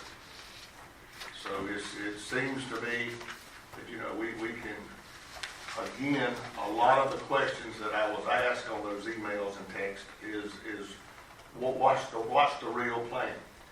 And to have that kind of numbers still growing is kind of fulfilling that we're not out here on a limb. Other than that, I really enjoyed having this many people here tonight. My first few commissioner meetings, there was, no offense to our police chief and police force and our staff, we were the only ones in the room. But it is really nice to again see people come in, they're interested in what's going on. And when they come to our meetings or call us on the phone, our numbers are all on the website, our email addresses are on the website, and they ask us, what are you doing? Why are you doing this? What are the thoughts? Then they get the real story. So it's nice to have the people that are concerned call and voice their concerns. And we have, again, spent a lot of time on the parking, and I don't think any of that time was ill spent. I guess we started out on the wrong foot because we simply asked to identify all the parking spaces, and we had no intentions of ever using all the people. So we've come a long way. We've still got some things to iron out, but I think with what is available in our future is looking good. So again, thanks to everybody for being here, and that'll do it, Mr. Mayor. Thank you. Brian? Gerald? No, you. Okay. I also want to thank everybody for showing up tonight. It's always good to see a crowd of people. I appreciate everybody that talked, and I appreciate still every email that I get. I do read them all. I want to thank Jeremy and Frank and the rest of the Board of Commissioners for putting in timeless hours on this parking. I fully expect that we will not get it 100% right, and we'll have to make some corrections going forward, but I think we have done the best we can do with it at this point, and I hope everything goes well with that. I want to speak just for a second about keeping this a family beach. That's what I hear almost every day in somebody's email or somebody's comments. Family beach, family beach. the pier property is in the center of your family beach. And if you want your family beach to be a bunch of condominiums, then you would very well get your wish if we do not purchase it. The market, as you well know now, has increased incredibly with lot prices and everything. I think the town has got herself a very good deal. I think we've put together the best plan we can to pay for it. And I would, for once, like to see the town preserve every piece of property on this island that it can afford to preserve. You let it get away from you, it's gone. And that, you won't get it back. You just won't get it back. And for people to say, well, it could be destroyed in a storm or things like that, I hear stuff all the time. You know, what are you going to do? Well, there's some fine houses on the ocean front of this island that people aren't really concerned about getting destroyed by a storm, understandably insured. But we all take a risk being over here. Every one of us takes a risk building anything and everything on this island. So that pier, yes, it's a risk, but that 350 foot of oceanfront property would hopefully remain there for people to build something back or continue to enjoy or access the beach and for years and years to come. It's been there a long time. Let's all hope and cross our fingers with a little help from Mother Nature being kind to us that we can preserve. And again, I'd like to thank everybody for coming and wish everybody the best. Gerald? Just thanks to the staff, Jed and Frank, did a good job. To our attorney there, keeping us straight. To David, keeping us on course. Okay. Our renourishment project, I keep looking pretty close at it, and those guys, man, it's amazing just to go out and watch what's actually going on there. And they're doing a super good job, and to look out on the beach, we've got a beautiful place to call home. A wonderful place to call home. And sometimes we just need to stop and just look and reflect. There will always be disagreement. That's part of a community, okay? But what we hope is the things that this board's working at are things that have been left for too long as it is. We're striving to do what's right for our town, and we're going to continue to do that. That's what we signed up, okay? We won't please everybody. We understand that, but we're going to try. First and foremost, it's like I've told them all. Remember the town first and foremost. That's where we're at. That's what we'll continue to strive. Everybody have a good evening. Thanks for coming out. We're glad to see a good crowd. Doctor? Jeremy and Frank, I want to thank y'all. I know that's exhausting. Y'all put together a really good plan. I think what the parking committee started, y'all have really worked with us to try to iron out this. I know we're going to have problems when it starts, but I think that the parking plan moving forward is going to be beneficial. I think the East End has suffered enough with the crazy parking situation, and I think that we're moving in a positive direction to get that organized so they don't have to go through another summer of what they've been through. Is we know it's getting worse and worse. Hopefully the pier purchase, if we can continue to move forward with that, I think keeping that area for the town to use green and not get developed, I think that's important to our community, our beach. And I want to thank the Recreation Committee. That's a very thorough plan. I think y'all are moving in the right direction. Hopefully we can find out the regulations, everything we can to make that a beneficial area at that end. I think we need something down there community-wise in the middle section of the land. And thank you to our staff and the commissioners. Ms. Pat? Yeah, I'd like to answer a little bit. Again, thank you everybody, and your comments are much appreciated. I'd just like to remind everybody that we do have documents that direct us for a sort of a 10-year window We have a relatively new land use plan. It's a new land use plan. And we have the new Parks and Rec Master Plan. And we need to just pull these together and pull out what the priorities are that our property owners have said that they want to see. And we do use those documents. One of the things that was highlighted that was very popular was we want to see bike lanes. If we have an opportunity to get bike lanes, we jump on the opportunity to get bike lanes. We just have to have a little bit of time now to pull all this together, but that is where we will build our plans. And it comes into then having a capital project plan that reflects these developments that we're going to do. And we have a capital project plan that can be fleshed out and needs to be fleshed out, but we don't operate totally blind, and we're not operating only with 1 year. I understand what you're saying. It would be lovely to have a true 5-year plan, and we can try to do that, but remember, it's a limited amount of time that the staff has. It's a limited amount of time that some of the commissioners have because not all of us are retired. I am, but yeah. We have a lot of working commissioners, and so I think just be patient and let us get through this budget session where we should be working on some of these things of where we're going to go with capital projects in the next couple of years. And this will help people get a better idea of the direction that's going to be taken. I want to make a comment too about the fact I listened into an Ocean Isle town meeting because I wanted to hear their reaction to the BTS proposal they got. But at the same time, they were talking about it's time for us to start doing more amenities for the people going to the beach.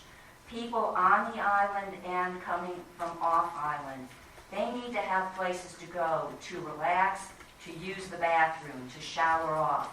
We're actually, I would say, having served on this board for several years, we're a little bit ahead because we've identified that we have an idea of bathrooms on this island. We have Jordan Boulevard, the pier purchase, part of it was going to be to have ADA compliant bathrooms there.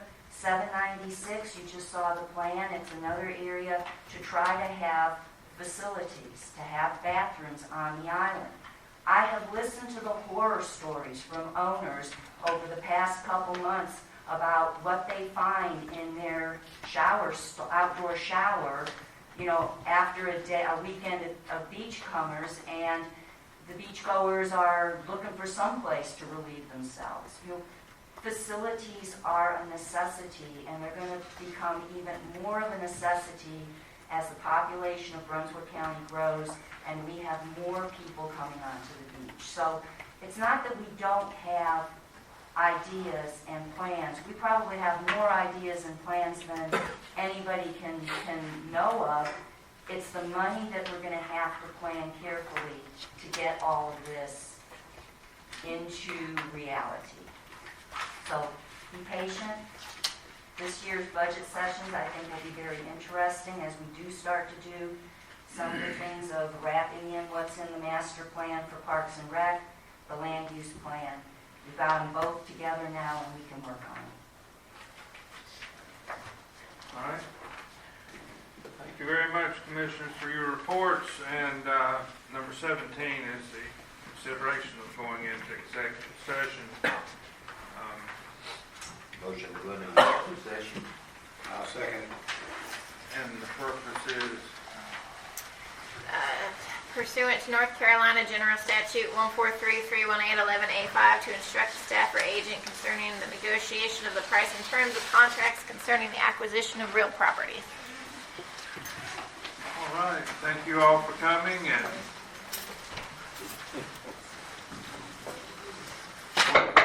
okay, we're back in regular session. Is there any motion of any kind? I'd like to make a motion that we approve the contract extension on purchasing the pier and the funds involved to do that. $10,000. $10,000 funds to do that. And that's earnest money. And that is earnest money. Yes. Is there a I'll second. All right, any discussion? Hearing none, all in favor say aye. Aye. Opposed say no. It's unanimous. Motion to adjourn. Have a motion to adjourn. Looking for a second. Second. Any discussion? Don't biscuits, but, you know. All in favor say aye. Aye. I'm ready.